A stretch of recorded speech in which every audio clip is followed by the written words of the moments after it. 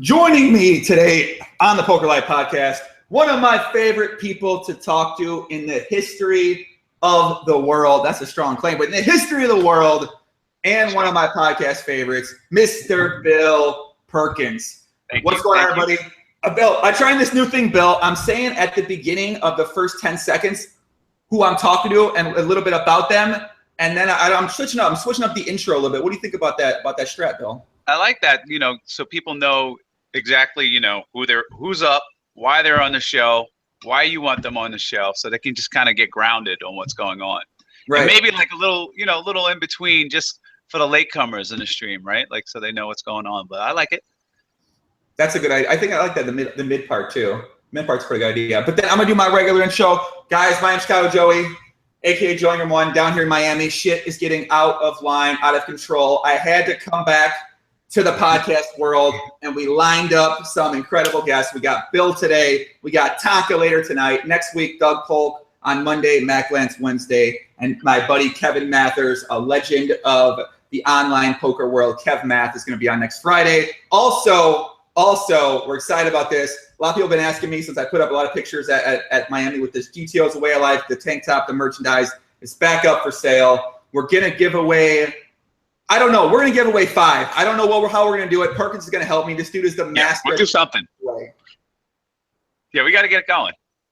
But that's it, man. Perkins, it's great to have you back, man. You've been doing some awesome things in the community, and it seems like lately everything's been so focused on negative shit, about heads-up battles, people talking shit, people calling each other names. And it seems like the Streamboat you've been doing, man, you took 2 guys down there. You gave away 2 packages to 2 random people that could have potentially done some, I don't know what they could have done on the boat, but some weird shit could have went down. You gave it away. They came down there. Everything went great. And it seems like not many people are talking about this, man. And I, for one, I was like, I need to get Perkins back on. I want to talk about the Streamboat because I love the idea and I love the contest and I love the giveaway. Yeah, the Streamboat the idea came about when I met Jamie and Jeff in the Bahamas. And they were talking about this like stream house they had in Canada. I was like, and this was just at the tail end of the other giveaway I had for the PCA, where the winners came out, had an experience. I says, well, we should do something called Streamboat. Like we can all stream and then we can have a contest. We can have like a giveaway, promote channels, have fun, see what happens. Just, life is discovery. We just discover what happens. We really don't have a plan. Like, people are like, well, what are you doing? I'm like, I'm winging life just like the rest of everybody else is winging it. I'm winging it too, so you discover what works and doesn't work. And it seemed to work. We had a great time. Yeah. So what was kind of the highlights down there? Because I've seen some videos, I've seen some highlight videos on YouTube. What were kind of the memorable moments you had during the time in the Streamboat? The funny thing is that's changed, right? My perspective has changed as like information comes back. I think some of the best things I got out of it was our Forbes and CG, their heads were like kind of cracking open, right? Like our Forbes was like, I love boats and I'm not boating and I'm not in the water and I'm kind of doing this in my life and this is the way I was raised and you do this, get, blah, blah, blah, go to school, go to college, get a job, get married, whatever. And he kind of was like, I don't know, snapped out of the matrix for a little bit and saw that he was on autopilot. And like that part, those conversations for me were the best part, and just kind of like inspiring people to just at least take a look, little inventory of what they want and what they're actually doing. Followed by like just enjoying life every day. And the charity aspect, like now, so we had charity aspect of this where we were like betting for each other's charity, right? And Jeff won the big one. He won the sit and go 5K and he picked, I think it's called Avid Avila or whatever. Well, I'll have to look. I can look and see what the charity is. But in like, we were just goofing off. We're playing, there was like 4 or 5 dramatic rivers. So we were having fun. The last one, we turned the card over, dramatic fashion. It's a 9. Jeff comes from like behind to beat Jamie for 5K, right? He's like, we've been going at it for longer than the sit and go should go. He's super excited. He's happy. He's like, yes, this was for the charity, etc. He gets a note today from his wife that this charity he's donating to couldn't pay the electric bill. They were like stressed about the electric bill. He drops Really? $5K into Brazil. They went to the bathroom. They were crying. Like he was like, we didn't know how much they needed that donation. Whatever. They were like, thank God. You know, the pastor, like they're just like, you know what I mean? It's just like touching moment. It was like, if they saw that clip, they would be like, that was God with the cards because they needed it. And so like, you realize like, you know, we're goofing off, we're having fun, we're being clowns, we're like, you know, we're enjoying life, etc. And like just a sliver of it could have that much of a meaningful impact, you know. That was like now like one of my favorite moments, you know. It's become one of my favorite moments.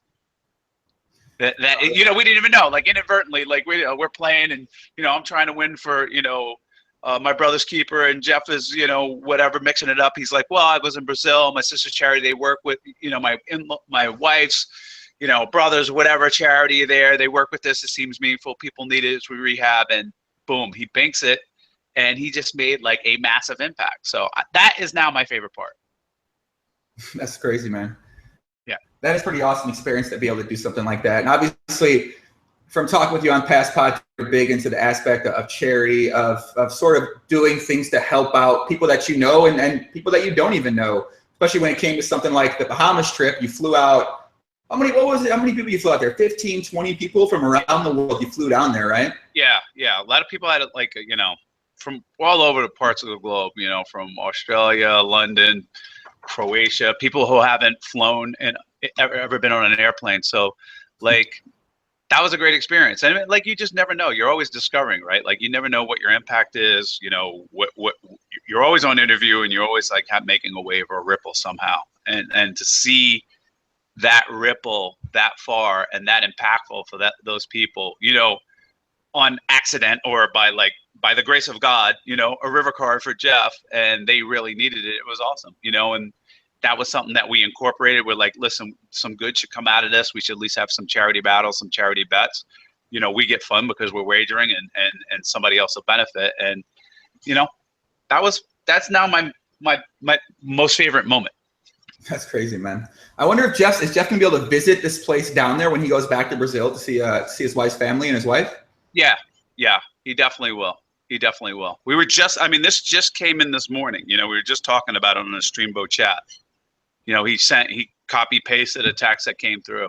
You know, it's like, you know, that feeling like you're not crying, your eyes are about to water up, but you just feel that like little rush up here. Like you just feel like, I don't know, it just gives you that feeling, you know, like, wow. And it also makes me more appreciative, you know, like having the guys down, you know, every time somebody comes down, like I kind of like get reset and I get another level of appreciation, you know? So why is that? Why does that give you that type of feeling? It's just, you just get a different perspective, you know, like you kind of like take, you know, it's not only like when I see them like appreciating the environment and what's going on, resetting and questioning, like, all right, am I on autopilot? I start to think, okay, what ways am I on autopilot? What ways am I being held back? What ways, you know, and just like kind of getting that feedback or from just hearing their story or having them come back and having that discussion. It's just great. It's a great, you know, check your own temperature. Yeah, I think I've been staying at different friends' places for about since the Poker Awards at the end of February, and stay with a couple different friends. My friend Ebony, my friend Jing. I've been staying with Jonah, my friend Dylan, and I didn't realize how much just staying with friends gives you a different perspective on sort of what maybe things they do well, things they might struggle with, and then you can see, wow, I struggle with the same things too, and I never really realized it. And it's certainly been it's been a lot of learning happening for me this past maybe month and a couple of weeks, and just in terms of how unstructured I may have been with some things, how maybe a little bit disorganized I may have been in little spots, and yeah, like you said, it's interesting. I never really realized that previously, though. Yeah, and plus, you know, we're playing cards. I mean, like how bad could it be, right? Like we're playing cards, we're learning. I'm getting like reset. I mean, it was just a really good week. You know, we were a little chaotic, you know, like as it is with like a bunch of poker players. Like, let's throw a Streamboat. I'm like, all right, I do this every day. Like, guys come down, we'll set up. We got the routers. We had some, you know, net dropping and you know, bigger, better next time. But it's like, let's wing it, have fun. Most important thing was like people have fun. We have fun, you know, some exposure, and that was key. So I want to talk about one bet you did. And by the way, guys in the chat, What's going on? I see everybody out there's pretty excited. No, this is not a farmer's hat. This is a Cuban Poppy hat. This is what the Cubans wear, and this is what Big Poppy, Cuban Poppy, likes to wear now. I'm rocking these hats. I got the sunglasses up there. I'm never not going out to a nightclub without this hat on. And Never. Never. I'm telling you, this is my new club outfit, Perk.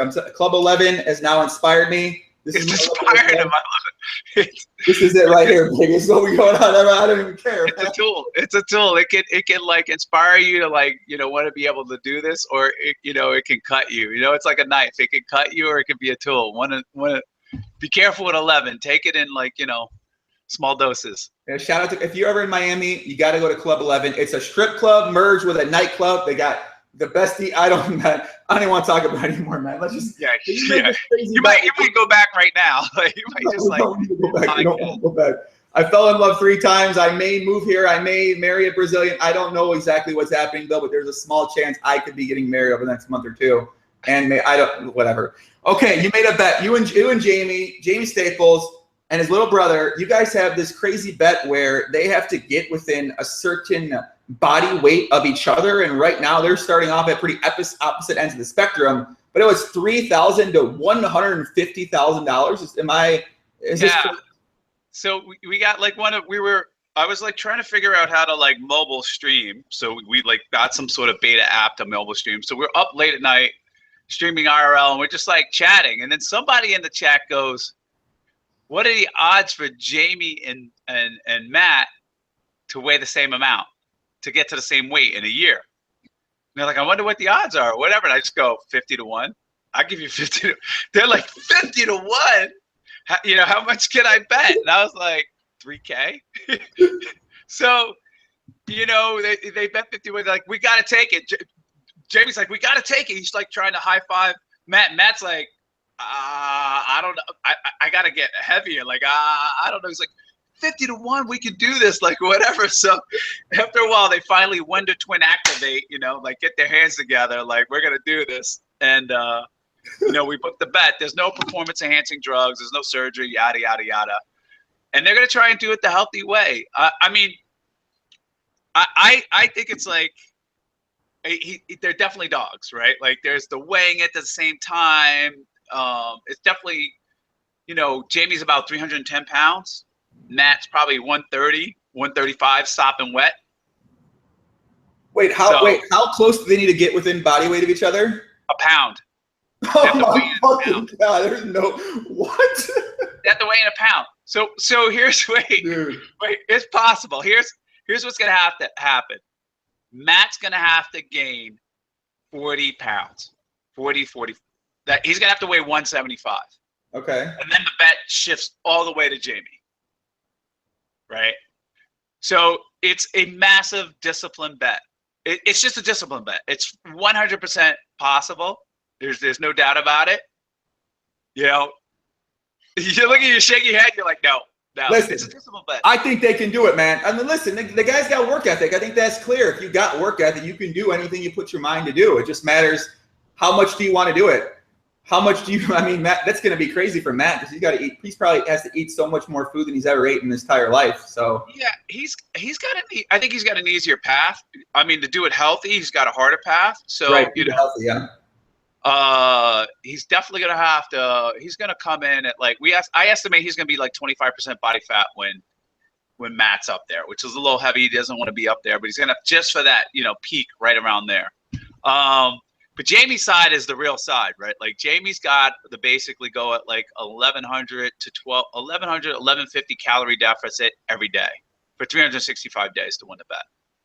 And so that's no joke. That's real work every day.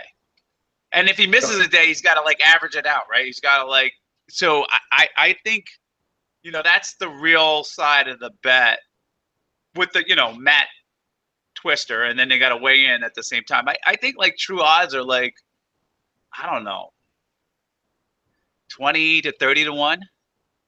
But they're not going to, you know what I mean? Like, it's 3K. Like, what he's not going to, you know, they need a big number to go attempt it, right? Like, he needs a big number.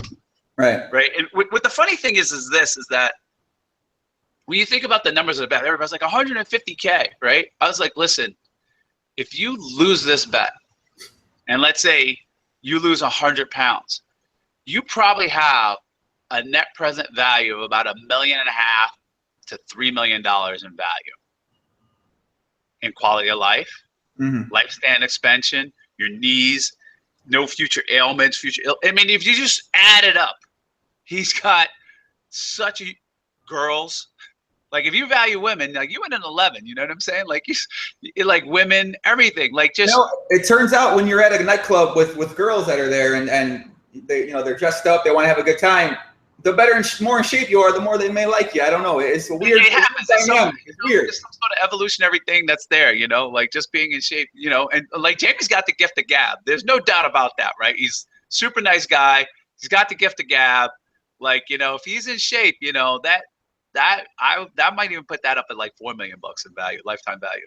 Like, you just go from an ability to choose, like your ability, your pool, your ability to choose mates,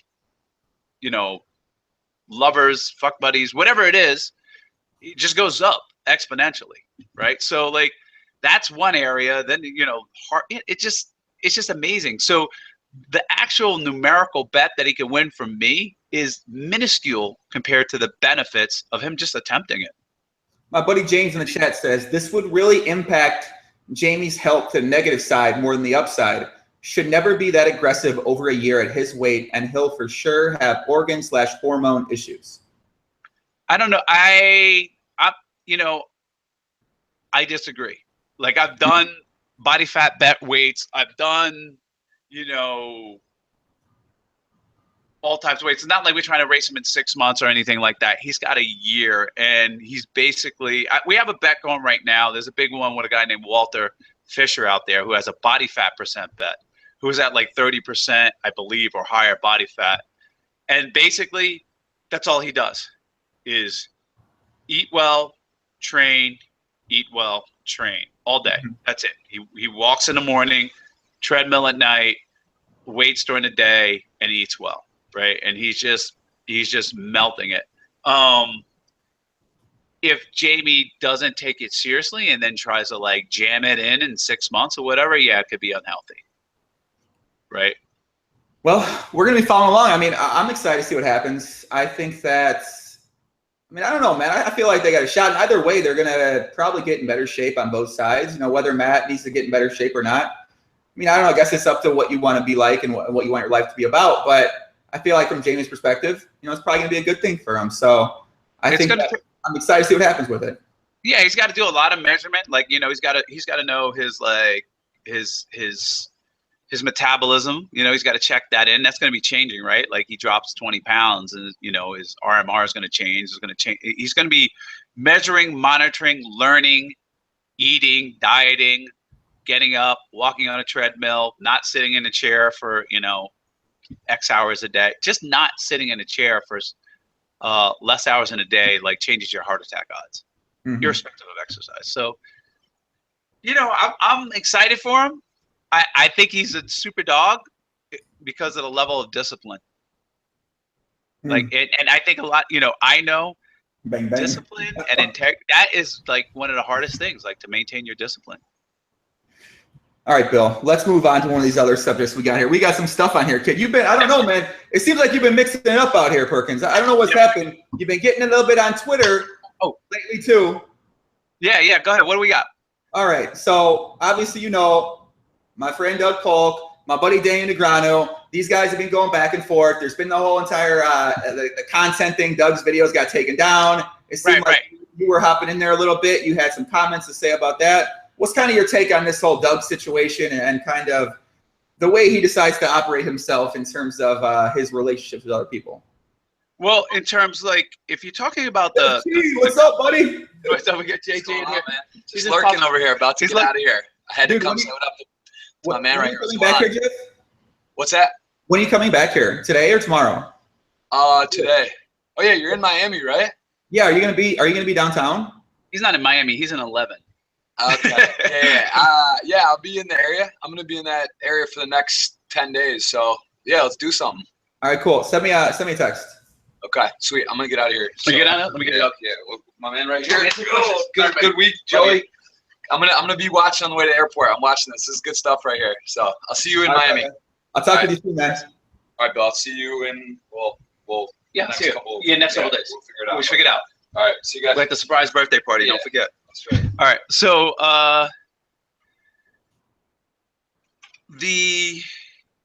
first, let's just talk about like the YouTube video takedown, etc. You know, I just saw a tweet. He says, "I think it's fair use." You know, and I was just like, "Nah, it's not. Like, you're not PBS." You know what I mean? Like, you know, my thing was like, you can't claim you're PBS when you're really trying to be CBS, right? And so like, this is not some sort of educational show. This is like to promote your brand, your business, etc. And the whole context of who you are goes into that argument. Like, you can't just you just can't all of a sudden say that, right? Like, and he took the risk. They said take it down. He took it down. He's not going to fight it. I think he did the right thing, right? Because if he loses, it's super expensive, right? And you just don't want to get in those tussles. And I think like deep down inside, you can make these arguments, but you're just going to lose, right? So I was like, I'm willing to bet. You know, when I talked to my attorney about this, they were like, "What? They're going to do what?" They're like, "Why don't they just give me the 200? Like, are they crazy? Like, there's no shot you're gonna, in my mind, that you're gonna get away with that. You know, his show in a vacuum. If he was Pennsylvania State University and he's like, I'm teaching a hand about poker and here it is, distribution for the classroom. That's what fair use is. You know, not. So what's the difference between Doug using it and all the other people that do other videos out there? They're breakdowns, or they just re-up the videos on YouTube. So what's the difference between Doug and those guys? Whether or not the guys want to go after him. I mean, that's really it. Like, listen, I made this movie Cat Run, right? So NBC Universal has like a team of people just to deal with like piracy, theft, and redistribution, right? And they're going through stuff, right? So we put out this one little movie like nobody should care, right? Like, why would you pirate this movie? It wasn't a blockbuster, etc. There were like 256 different URLs pirating this thing. Probably like a bunch of them owned by the same people, liked whatever, that we had our own person go through to supplement theirs guys, to give them a list, etc. on a separate computer. Like, some of them were just there to put viruses on your computer. Some of them linked, but they just don't care. They just don't have the time to deal with it, right? In general. Yeah. They're just overwhelmed, right? And then YouTube has done something that has appeased a lot of the people that have the content providers by basically giving them a share of the ad revenue, right? If they identify it, they just identify it. This is mine. Right. They get clicked through to get ad revenue. So they found a balance. But, you know, having been in broadcast, CNBC, you know, every time the news uses a clip, they pay each other, right? Like, they have behind the scenes offices that deal with in-show clips, you know, in-show this, in-show that. It's all well protected. So that was just a bet. You know, it's not like, you know, take a shot. Like, if he wants to take a shot, like, there's nothing that comes when you come out of the womb that says you have to obey the laws of the land. Like, you know, they might be bad laws, right? You know what I mean? Like, the Fugitive Slave Act is a bad law. I would never obey that act, right? Like, I'm just saying, like, fair use it's just not fair use. All right. So in terms of, I guess, the way maybe Doug handles himself on Twitter, on YouTube, and some of the feuds he gets into, and the relationships he may or may not have with people right now, what's kind of your thoughts on that? Well, like, there's been a couple things, like the Tom Dwan thing. He ran a thing like, is Tom Dwan scammed again? Like, kind of question mark. It's kind of like, is your mother a whore? Question mark. You know what I mean? Like, it's a little, you know, we know what we're doing here, right? We're putting up a headline, putting in the form of a question, or adding I think or I know, you know, in order to have, you know, talk about this person. And I think it's just really unfair to Tom, right? And I'm not like defending it, and I actually kind of know, right? I know the answer. Me too. I know. I know the answer. You know the answer, etc. But I just felt like it's it's, you know, the first part, the whole first part of the show where he's talking about like what happened with Jungle Man and you know, that's like facts are friendly, right? The facts are out there, everybody's out there, etc. But like to run an alleged thing on a scam, I think it was just a little too far. And like, you know, Doug's show is or can be above that.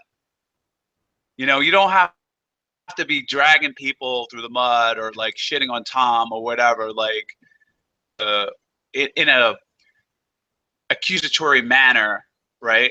Right. And like, you know, through like innuendo and assumption and trial by media to like put him under the bus, right? If saying he's scammed, like maybe he's scammed, maybe he's not. Maybe he's, you know, he's trying to earn his way back. Who knows what's going on, right? Like we don't know all the story. I just don't think like that's the right forum. Yeah. You know, I would be like, oh, you know, so-and-so is a child molester. He has been seen next to children, and these children actually ran away when he was there. Like, you know, it's like you can't take that back, right? Like, and then like you just really fuck somebody over. Like if he gets convicted and it comes out and the whole story's out, and like the person who's really affronted is like, listen, I found out that actually it was a scam, or maybe he just went broke, or maybe he has a gambling problem. Who knows? There's like 1,000,001 answers. I know the actual answer, but I just think it's unfair. I think it's unfair. Yeah, I mean, I can definitely understand his side of things too. The whole Jungle Man thing. He's friends with Jungle Man. Obviously, that is not alleged. That is something that there are facts that has happened. It's been unresolved for years now. So I think that Doug does have some extra resentment built up from that situation. He may or may not have a bet on the side. Maybe that never got resolved. So I do get where he's coming from. At the same time, I do understand where you're coming from with that sort of thought process too. Obviously, that's not sort of the route I go with things when it comes to creating content. I'm never going to say, I'm not going to make any allegations. Like those type of things, I try to steer away from that stuff. But, I mean, people love it. People are interested in it. As I'm sure you saw with the Dan Bilzerian and video playing on Twitch, man. People, they love this kind of stuff. So yeah, I mean, his most popular clip is the one using my content, right, with Dan playing, and then he's like, you know, did Dan, you know, he's basically questioning, you know, and I think in humorous way, I took it as humor and comedy, so I didn't really take the offense. Like, did Dan really make $50 million playing poker? And the answer is 100% he made $50 million playing poker. Now, he was rich before that, don't get me wrong, but he's not playing street, you know, internet wizards playing, you know, making $50 million. And the games are bigger and crazier and possibly softer than you can imagine for those stakes, you know, in private games, right? And this is the reason why poker gets to a certain level and the pool is so small. Mm-hmm. Because what rich guy wants to come out and have a Doug Polk story about him, ridiculing him, you know, about it? Like, Dan puts himself out there. So Dan's fair game, I'm fair game, like ridicule us, we're goofing off, we're having fun, etc. right? But just think about it, right? Like, Dan played other rich guys, richer than him, right? Heads up in a ring, and won over $50 million, right? Playing poker in a year. True story, fact, bet you whatever you want, right? So think about the guys on the other side. You think they want to come to some poker tournament or whatever and then like have some like internet wizard kid like ridicule them about whatever? Like, would you go golfing if every time you went golfing, like somebody was filming you and like heckling your swing and look at the way he lines up on the ball. He doesn't even line the ball up right. What an idiot. Oh my God. What kind of shot was that? You should have taken a wedge instead of the 9-iron, you know, like nobody wants that. Nobody's got time for that. Right. Like, so I just think like it's just not the way to go. You know what I mean? He could do it. Obviously people click, they want to hear about it. People love the, like, you know, people like success, but they really love a failure. That's like one of my favorite sayings, you know, it's like, you know, so like you're going to get people, but I think his show could be bigger than that. And I think he could be bigger than that and not let his personal like hate for Tom Dwan or resentment or Tom burned him, you know, using his platform for that. Right. Like we're all watching, you're on interview and it's like quite obvious. Like that's just a little too far. Right. Like, and he doesn't need to do that. Like, so I wish he would have a different approach, but he's entitled to do whatever he wants. Well, I'm going to have Doug back on the podcast. I think me and Doug are going to be doing a monthly podcast for the rest of, I don't know, at some point in time. We'll stop doing it, but we're going to do a podcast again Monday. We'll be talking about this. I'll ask him about these questions and kind of see what he's got to say about it.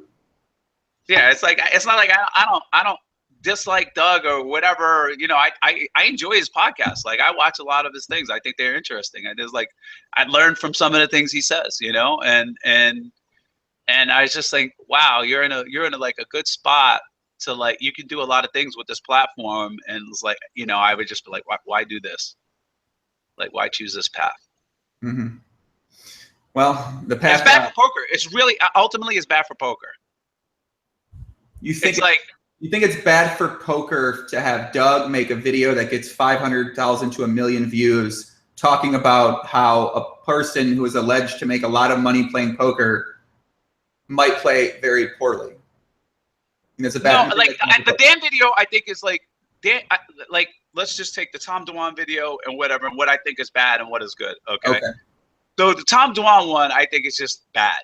Like, it's already like, you know, in that gambling realm, you know, shady, backdoor, scammy thing, whatever, which is in every industry, right? Like, it's in Wall Street, it's in banking, it's in, you know, garbage contracts, etc., right? Mm-hmm. But we already have like that extra, like, it's not a real thing. You're just playing gambling and roulette, not a game of skill, etc., right? We already have that in there, and you're just like putting it in like it's all mobsters and scamsters and runsters and that kind of like Hollywood image in the background of what poker is. And it's like, okay, so that part is bad, right? This whole like dragging somebody's name through the mud via question mark, right? Like, but I think, and is he, and I wonder, you know what I mean? Like, that is just not good. That's never a good look.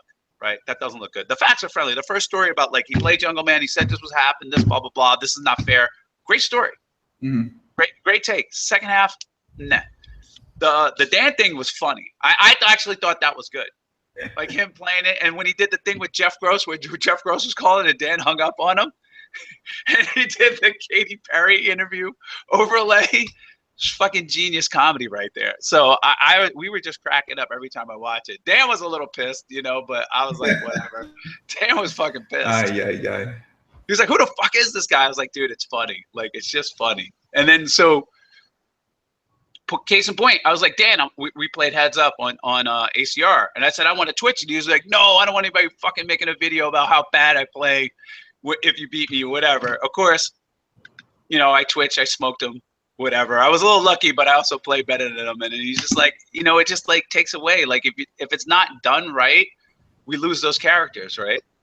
A little bit of lag. You froze. You're frozen. Frozen.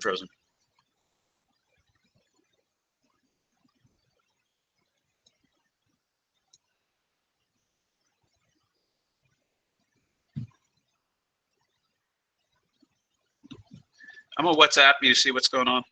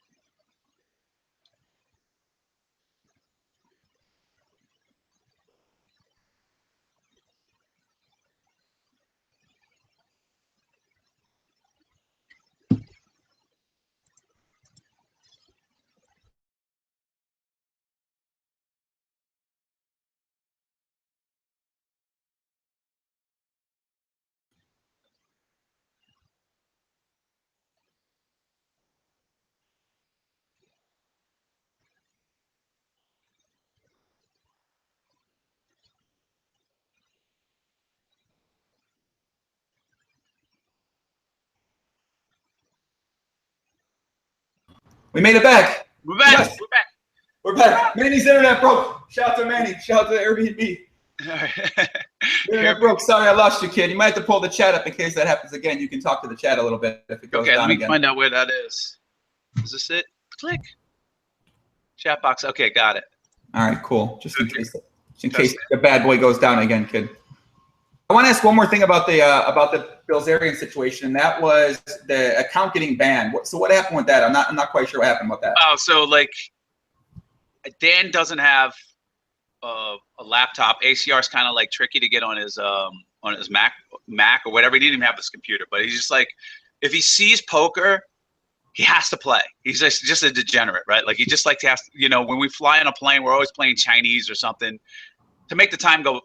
Big two, Chinese or poker, just to make the time go faster. He's just a degenerate. So the last time Dan was playing, we on my computer where Doug made that video, HCR was like, look, Dan can get an account, whatever, shouldn't be playing, on your account, etc. I was like, okay, fine, like whatever. He's gonna get an account. Dan, here's your account. Of course, he's not gonna get it another time. He's not gonna sit on and play, that small stakes for him on ACR. So I was gonna go play on the boat, and Dan, you see Dan, it's like, let me get in there. I want to fire against the guy. I want to punish this guy. He's a weasel, whatever. He just loves firing bullets and putting people to the test. Mm-hmm. So you can't really stop him. You just contain him. You know what I mean? And he wants me to back him. Like I have to have a piece of him when he's playing. So I'm like, the joke was, I don't know if you guys caught that on the stream, but like Alan and I, when we were playing at Dance last time, he was like, Alan goes, how long before all this money's gone? I said an hour. Sure enough, before I got to the airport in 30 minutes, all the money was gone the last time. So ACR, while Dan was jumping in and playing and coming back and forth, they were sending me messages, but I wasn't reading them. They're like, you gotta, you know what I mean? Like you can't have it on the account or whatever. I mean, I'm sure the guy playing us, I'm streaming it. He can see us. He knows I'm streaming it. He has no complaints. Like, nobody had any complaints, but it's against their terms of service, and they just like cut the account, which I was like, thank the Lord, because I was gonna lose all of my ACR cash, right? And have to like ship in Bitcoin, pay the transaction fee, whatever, and all this other stuff. So I was like, when we got banned, and we just had temporary ban. They were like, listen, you got to do this. We have to temporary ban you. It's like, it's part of our terms of service. Everybody's like, oh, you're buying. I was like, first of all, I don't even read the terms. How many people actually read the terms of service when they click on something? TOS? Yeah. Yeah, I don't know, Bill. I don't know much about TOS personally myself, man. What do you think the odds are that people actually read the 42-page document or whatever it is? Not very strong, that's for sure. You read ever a TFS, Jonah? I never read no TOS in my life, man. I don't know. I don't even know what TFS. I don't even know what that's. Yeah. Terms of service, the licensing agreement, whatever it is, the thing that you like basically scroll through or click the box anyway without reading 100 pages or whatever it is. Mm-hmm. So, we got banned. They sent it, and then we were unbanned. I was unbanned like the next day, but I just didn't have anything going on in ACR. It wasn't like a perma ban. It was just like. It was the right thing for them to do, right? Like they have to treat everybody equally, right? Like ban it and stop it. And they made the right business decision, which is to let me back on, right? That's true. I mean, it seems smart to have Bill Perkins and Dan Bilzerian playing on the site. I got to say, from it would make sense to have those guys play on the site, I think. Yeah. I mean, they got I run free rolls on that site. They're getting tons of signups and exposure and deposits just for me playing and running free rolls on that site. I don't get any benefit out of it. I don't have an affiliate program. I don't want any of that. I just want a place where my platform, my players, etc., can play, have fun. They're cooperative, quick, set up a structure, etc. That's the only thing I get out. So I want to put that out there. I have no financial interest whatsoever, negative in ACR. Okay, good.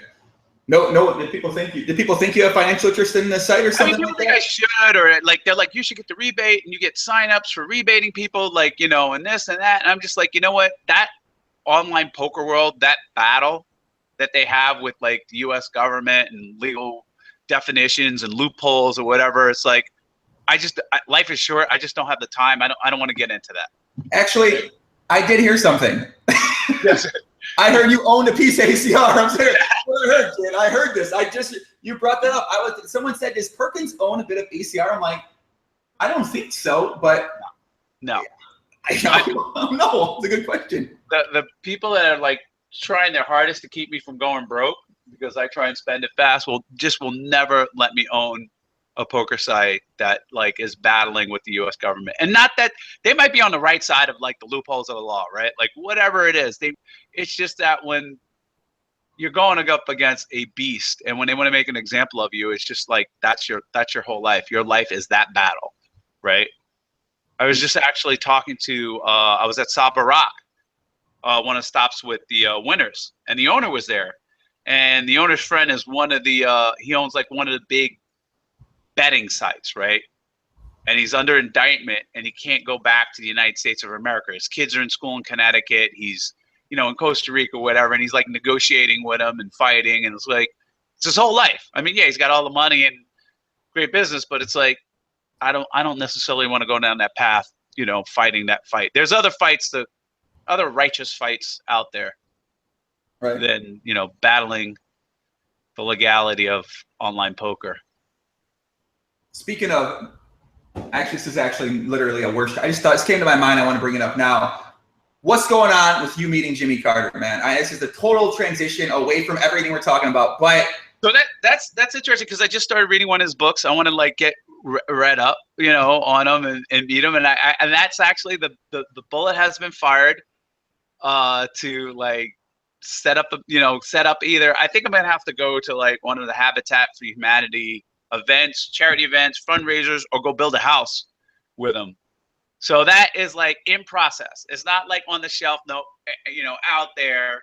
It's in process. I'm reading one of his books. He's written a lot of books. So I'm written about his life, you know, growing up in Georgia, you know, and his time and what's going on. So I'm only a little bit into it. I'm about 10% into that book, but it's in process for sure. All right, I'm gonna tell you a little bit. So if you don't know, we're talking about Jimmy Carter, former U.S. president. So Bill talked about he really wanted to meet Jimmy Carter at another podcast, and I was like, well, what? Like, want to take a step? Like, let's take a step. I want to do something to try to meet him. And then I remember we were chatting a couple months back, and I was like, what's up with Jimmy Carter, man? Like, what's the guy's getting old? Like in his 90s, he's getting old.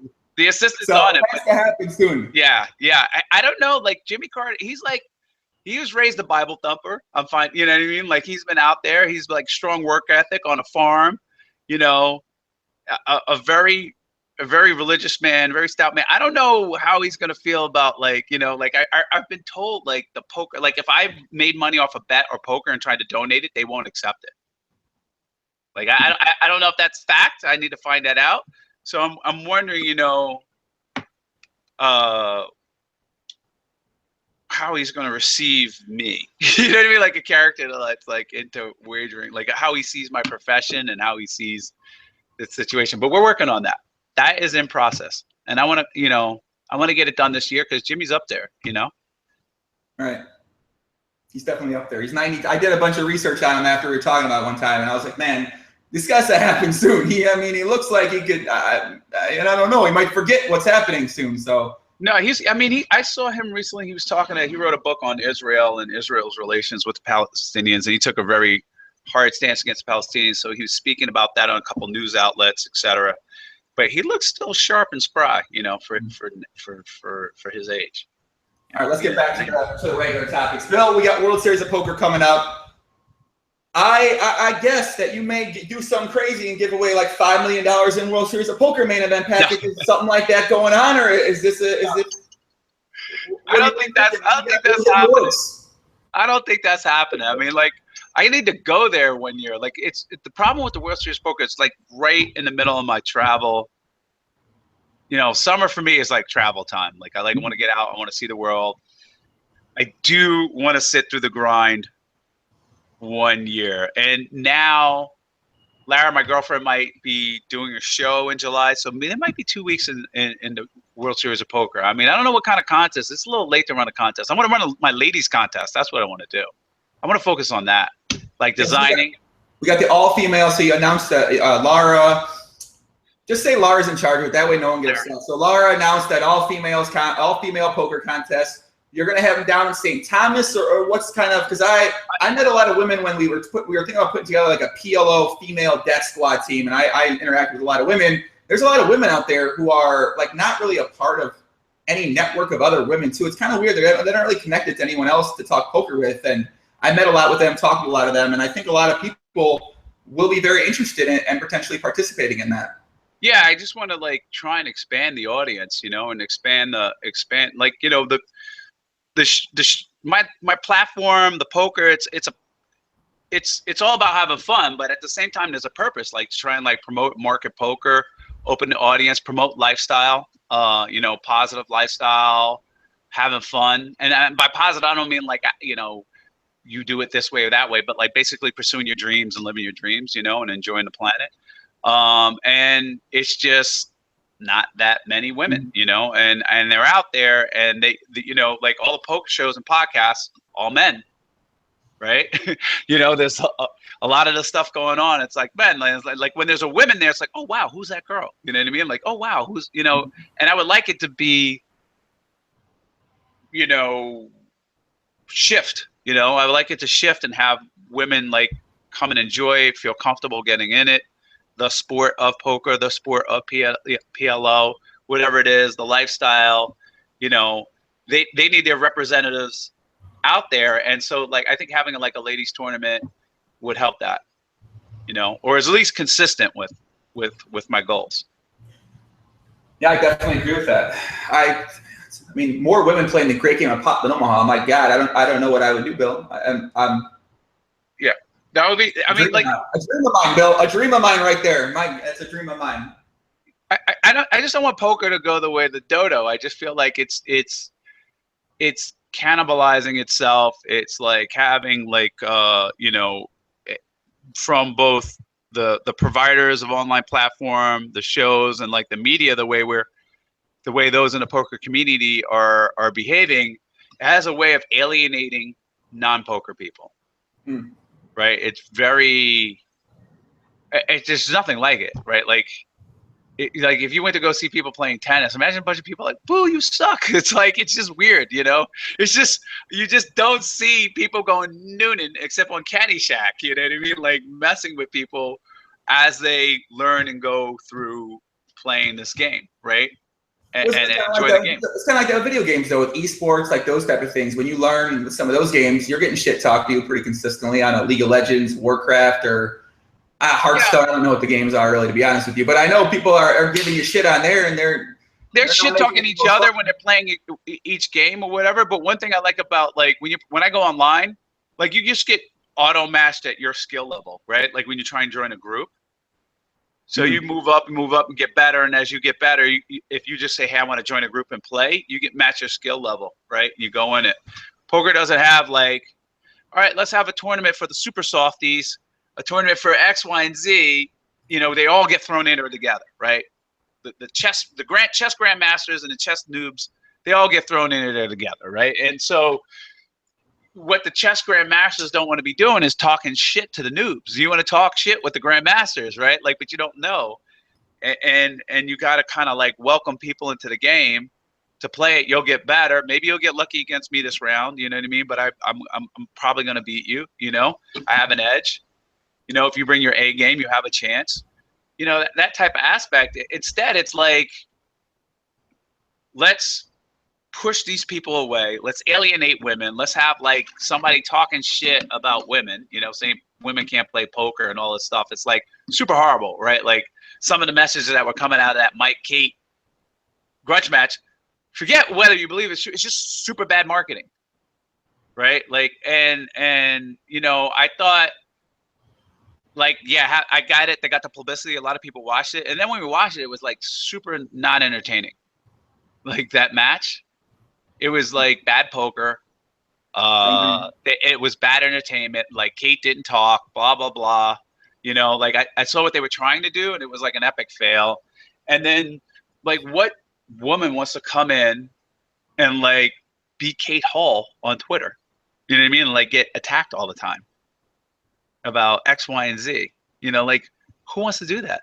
Ain't nobody got time for that. So I just think like, the media that's out there, your show, Doug's show, you know, the way they approach it, if we want to have like a big giant pool of various people, various skill sets coming in, learning, getting better, coming out, and have a bigger pool, we're gonna have to like treat what perspective and what angle we show this game and how we react to certain things and what we say. If not, you know, it'll be checkers. Like, who the fuck plays checkers? You know what I mean? Yeah. You know what I'm saying? Put that on a quote. Put that on a Perkins quote. It's who the fuck plays checkers anymore? I mean, so I think I'm going to think about that from two different perspectives. So one perspective is my own personal content. Me and you have talked about this actually before.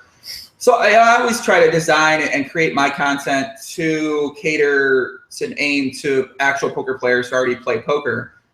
Now, obviously, that's not going to always appeal to a mainstream, potential bigger audience. And I think we've seen what Doug's doing and the angle he's taken, the marketing he's putting behind it. He is appealing to a lot more of a mainstream crowd. So I do think that there is some content. I think that he is sort of on the path to creating that type of content that does appeal to a wider audience, though. Yeah, I mean, you know, the car crash approach, right? Like, hey, look at this. This is a car crash. Like, his headlines are really good. Like, they're eye-catching. Like, $75,000 pot.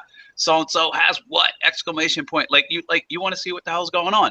But then when you get in there, right? Like, you're okay, great. You got my eye. Like, now keep me, right? Or am I going to be like, oh, car crash, move on, right? Or like, how do you make it? How do you get people interested in poker so they want to get involved and keep playing and going on? Like, what are you going to promote about poker? And to me, like, my approach is like, poker is part of a lifestyle, right? It's a social game. It's fun. You got to use your brain. You got to use your wits. It's a game of discipline, extreme discipline. You know what I mean? So, and when you do all those things, you can be good at poker and you can meet very interesting people, and you can bring it with you anywhere, right? Like, you can play poker on a boat.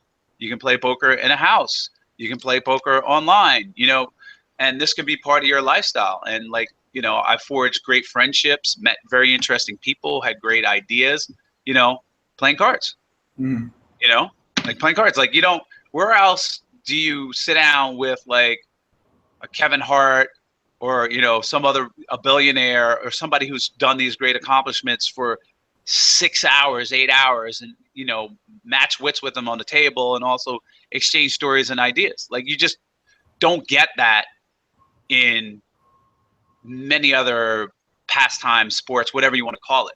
So that's my angle, right? Like, and of course, there's like, yeah, people need to know the game technically and strategy and all this like kind of nitty gritty stuff, but like, you want to bring them in, right? Like, the guys, you know, the whole crowd of like all these like 21-year-olds who think they're going to be professional poker players and then make, you know, millions and millions of dollars is just like, that pool's going to dry up because that's just not going to be, right? It's just not there. There's just too many people trying to be. What do you think the content should be then? That could appeal to a bigger audience in terms of to showcase that side of things, the lifestyle side of things. I mean, I think like you know, I'm not big enough, or my platform's not big enough yet to like have that type of influence, right? Like, you know, way back in the start of this country and like through like the 1900s, poker was like America's pastime, right? Like that. Whether it was stud, et cetera, that was like America's pastime. Like, people played poker, right? In bars and saloons, at home, with friends, et cetera. It was a great social game. And, you know, we can't alienate 50% of the audience, right? Women, right? And we can't alienate brilliant people, whatever, who come in that just like, by calling them idiots, you know what I mean? Like, or basically like, you know, torturing them, making them fun every time they step out of it. Like, I had this at the Alpha 8 the second time.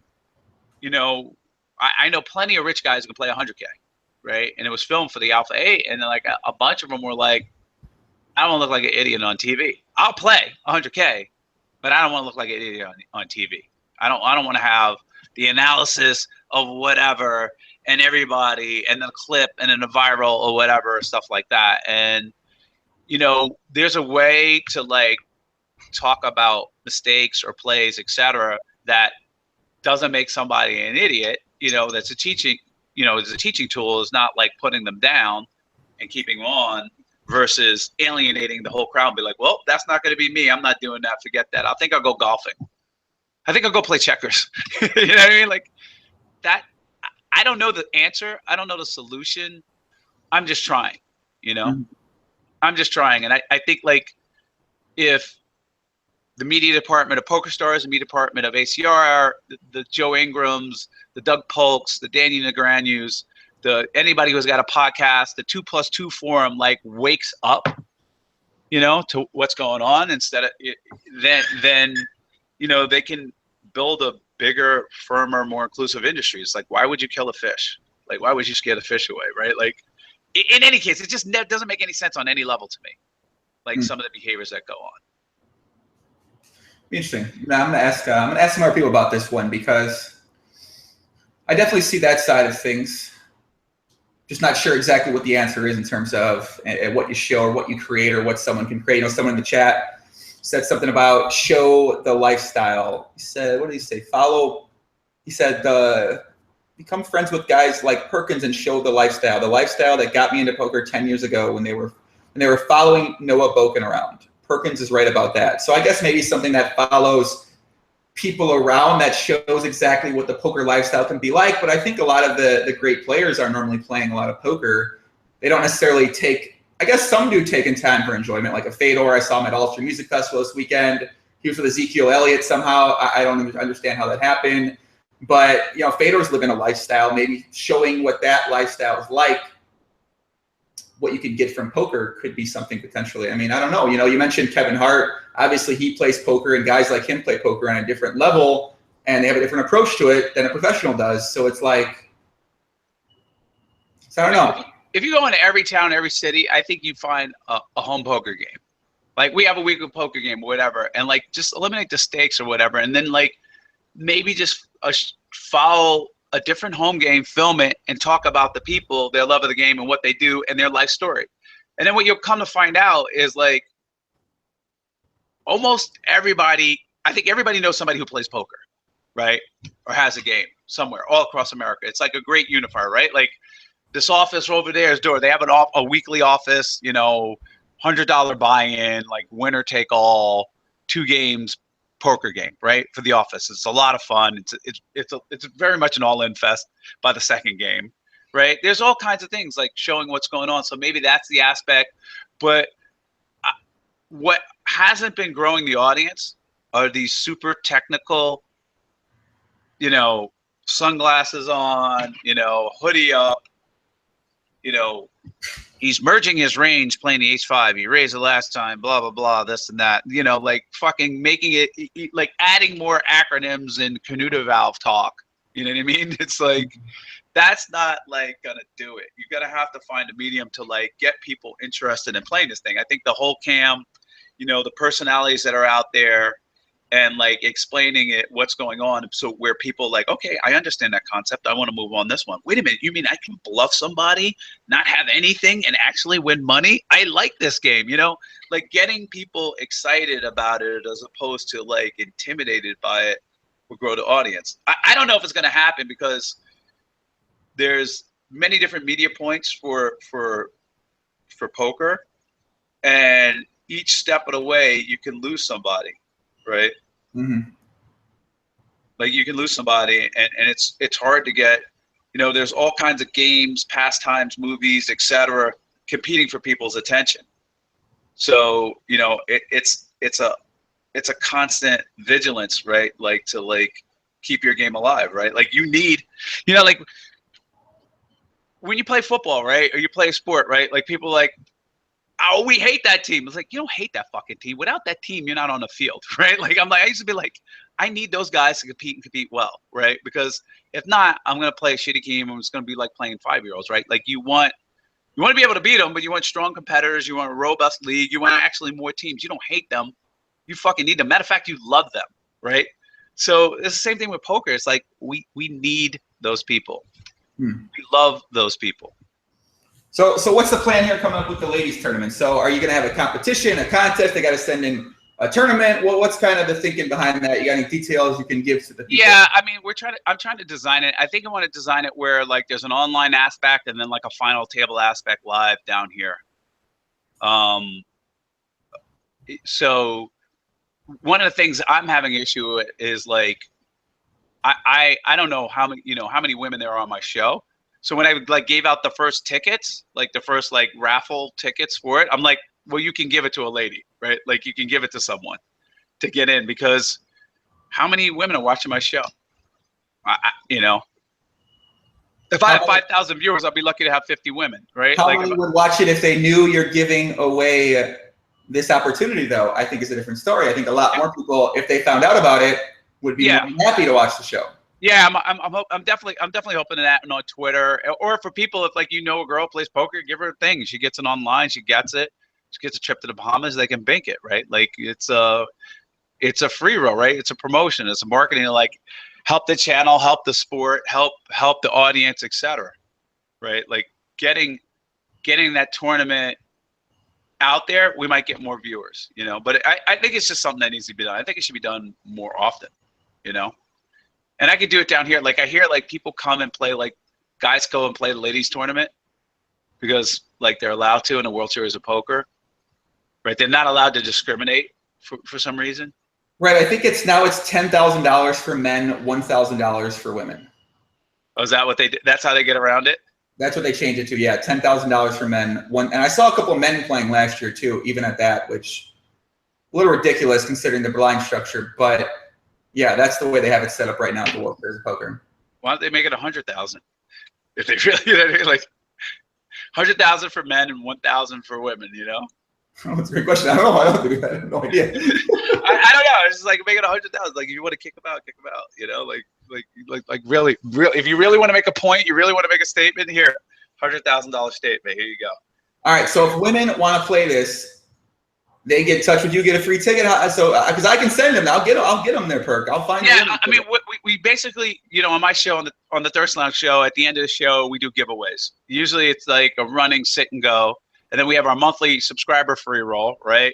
It's a lot of free rolls. Like whatever I get in revenue, I plow back into giveaways, free rolls, or whatever. Right? Like it's not, the platform is not big enough yet to make a dent in my life. Right? Like it just hasn't grown there. Like. So the only thing I can do is invest in it and just enjoy it for fun and enjoy the ride and just discover and see where it goes. So at the end of the show, we do our giveaways, for subscribers, running around and we give them away. I think we'll do some giveaways on Twitter, etc. I just want to have it a little bit more thought out before I like fully blast what's going on, Right, that makes sense. To the masses. They were like, well, what is it? I'm like, well, I don't know. I think it's going to be online, and I think it's going to be this date, and I think it's going to be in June.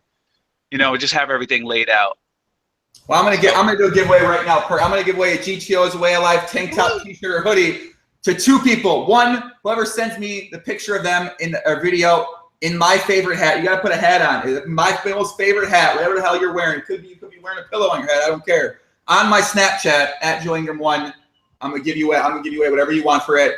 And also, I'll give you away I'll give away 5, okay? 5 of my upcoming clothing. We got about 10 things coming out that are gonna be pretty sick. The designs are sick. I'm gonna give away 5 of them for somebody who leaves me the best comment on my Instagram page, instagram.com/PoppyGTO. What a great fucking name that is.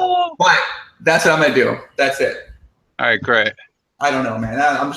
I don't know. Perkins would give away $1 million right now if he did something like that. No, I wish I could. I wish I could. I gotta earn.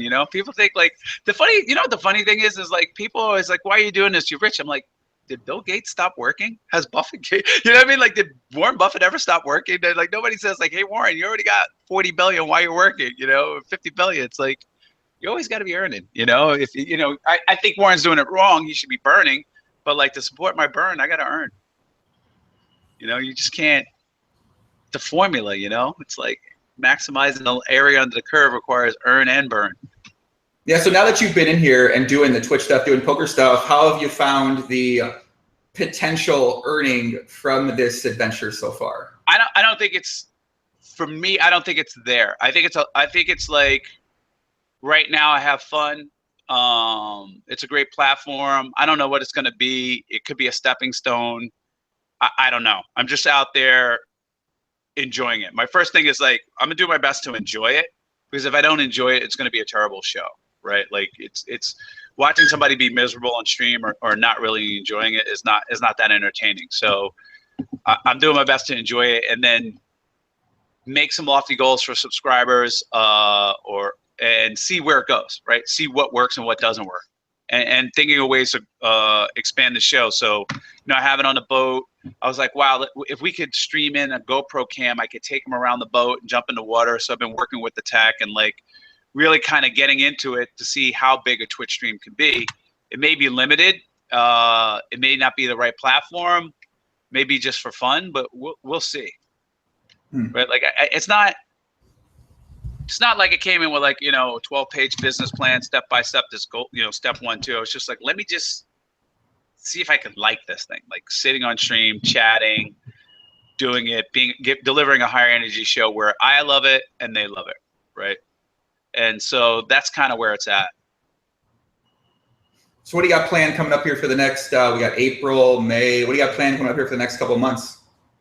I got like a pseudo surprise birthday party for my girlfriend, April the 15th, which like my sister spilled the beans. So she knows there's a party. She just doesn't know what's going on. So at least that, what actually happens at the party is still under wraps. So I'll be in LA from 7th on, and then just relaxing, just relaxing. I'm designing the ladies tournament. We got TED coming up in Vancouver, the TED conference, Technology, Entertainment, and Design. I'm looking forward to that. You're going to be talking there? No, I'm not going to talk. I'm going to be in the audience. That'd be sick. Why are they not having you talk there, man? That'd be a great person to talk. What would I talk about? I don't know what I would talk about. What are you talking about? What would you talk about? What the fuck, man? We could go back through the first podcast. There's 25 subjects on there that you could have an 11-minute talk about. That would be, you could talk about fear. You could talk about integrity. You could talk about the transition you made in your own life from living a life out of integrity to attempting to live a life that's a bit more in integrity as well, too. I mean, there's so many different subjects I feel like that you'd be great talking about, especially for 10 minutes. Yeah, but when you go to TED, I mean, there's some real high, there's some good talks, man. There's some people out there, who've been doing some things. I feel like it's one of the few places where I go and I'm just like, wow, I've been loafing my whole life, and these guys are really, really, really brilliant and really, really putting effort to be more brilliant and apply it in the world, where I'm just kind of like hanging on a boat, So it's like a great place to absorb ideas and meet very interesting people and exchange ideas. But if I had a talk, I don't know what I would talk about. I mean, there's some controversial talks that I have, like the whole charitable, the one thing I wanted to talk about is the whole charitable deduction thing and how I think it needs to be abolished. Which is a controversial thing, right? Because what you basically have is like a shadow government. Like if you look at the lost revenues due to treasuries, due to tax deductions, right? Like you just set up a 501c, right? And you say, I'm a charity, right? You could be the charity to get Australian skiers to perform artistically in Aspen, right? I think there's some sort of charity like that, right? Sure. It doesn't matter. The merits of the charity don't matter. You're just a charitable organization. So then I'm able to take resources that would go to the Treasury of the United States of America, like to support our schools or roads and bridges, and throw it to whatever the charity is, right? There are like thousands and thousands and thousands and thousands of like 501c3s. And they're essentially, in my opinion, taking a significant and perhaps starving amount of revenue and growing from the U.S. Treasury, right? Without any oversight, without anybody voting or anything, or saying like, yeah, this is where the resources of the United States of America should go, given our tax system, et cetera. Marco, you got to tell people like myself and others out there who may not be aware of what a 501c is. What exactly does that mean? Okay, so like if you give it a charity, like it's a nonprofit organization. Okay, so here if you have a nonprofit organization and I take my money and donate it, I'm able to donate that. I'm able to deduct that from my gross revenue, right? And thus, I get a tax deduction, approximately, depending on your tax bracket, it's 1/3 or 40% or wherever you are on your blended tax rate. So to set up a 501c3, it's pretty dang easy, right? You just set it up, fill out the paperwork, send in the forms, you're done. There's thousands of them, right? You could set up a charity to artistically dress puppies, right? As long as you're not there to make a profit, right? Then you know, and you follow these guidelines, like you're a charity, right? Like, so I'm like, hey, you're a charity. I instead of giving my money and paying taxes for Social Security, blah blah blah, or the debt for World War II or whatever we got paying off, you know, I'm gonna give it to artistically puppies. You know what I mean? And you know, to support puppies or whatever. And so that allocation of resources goes there instead of here. And I'm not saying it's right or wrong, like any particular charity. I'm just saying, like, the sheer volume of resources going that way is, I think, is a problem. I think it's a scam.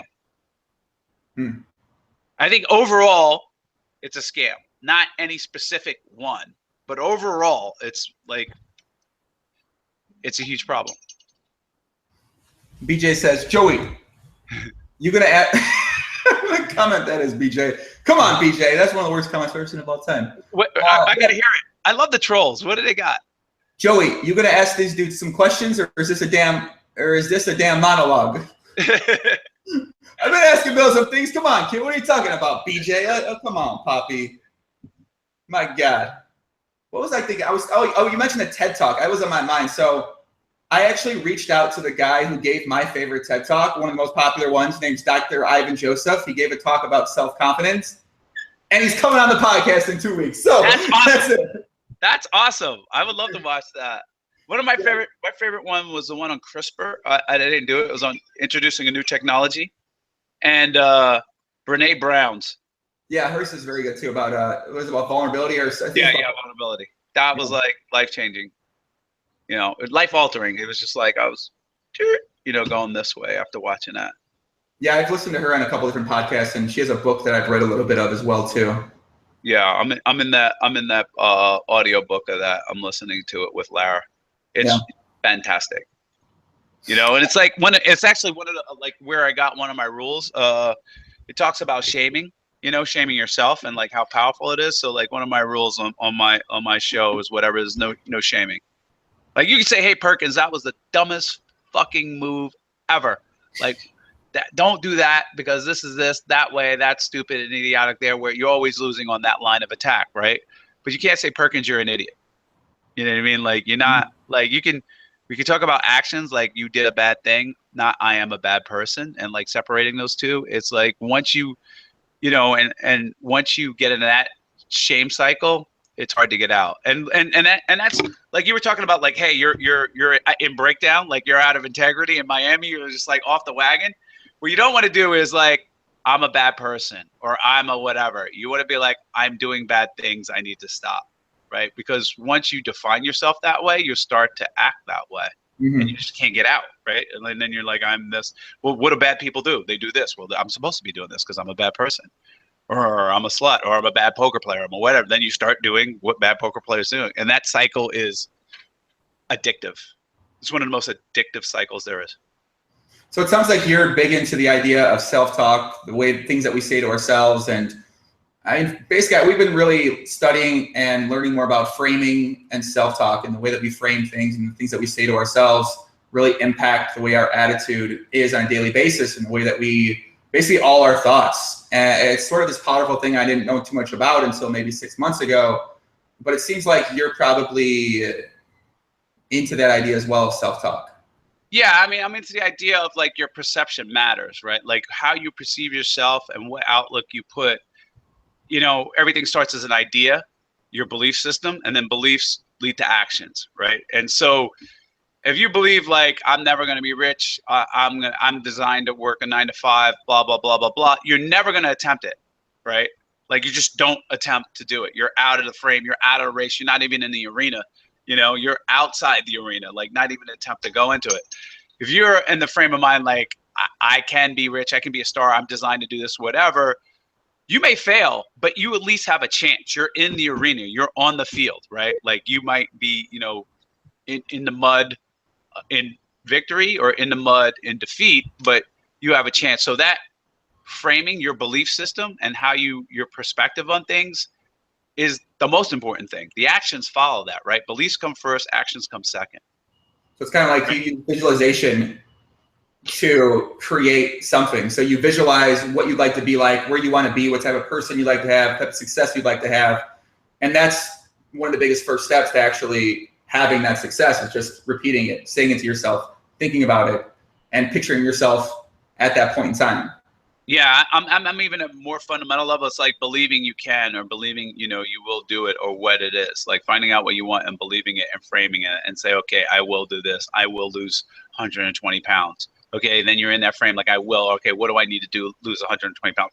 Well, I was told to go talk to this one. I talked to that person. All right, I will find a way to lose 120 pounds. Okay, I'm going to walk on a treadmill, blah, blah, blah. I've lost, you know, so that's where the cycle comes. But it all starts with like your belief system first, right? And your words and your actions and how they're forming. And if you get into like that negative chain, which we all do, you know, guilty, right? Like you just got to like shift your perspective and get out of it, right? Like, and reset, because that's just a spiral, right? Like you're just, there's no action, right? Like I'm super lucky, like, you know, but you know, part of being super lucky is like I got into the arena, right? Like I'm in the arena, you know, and only because I believe to get in an arena.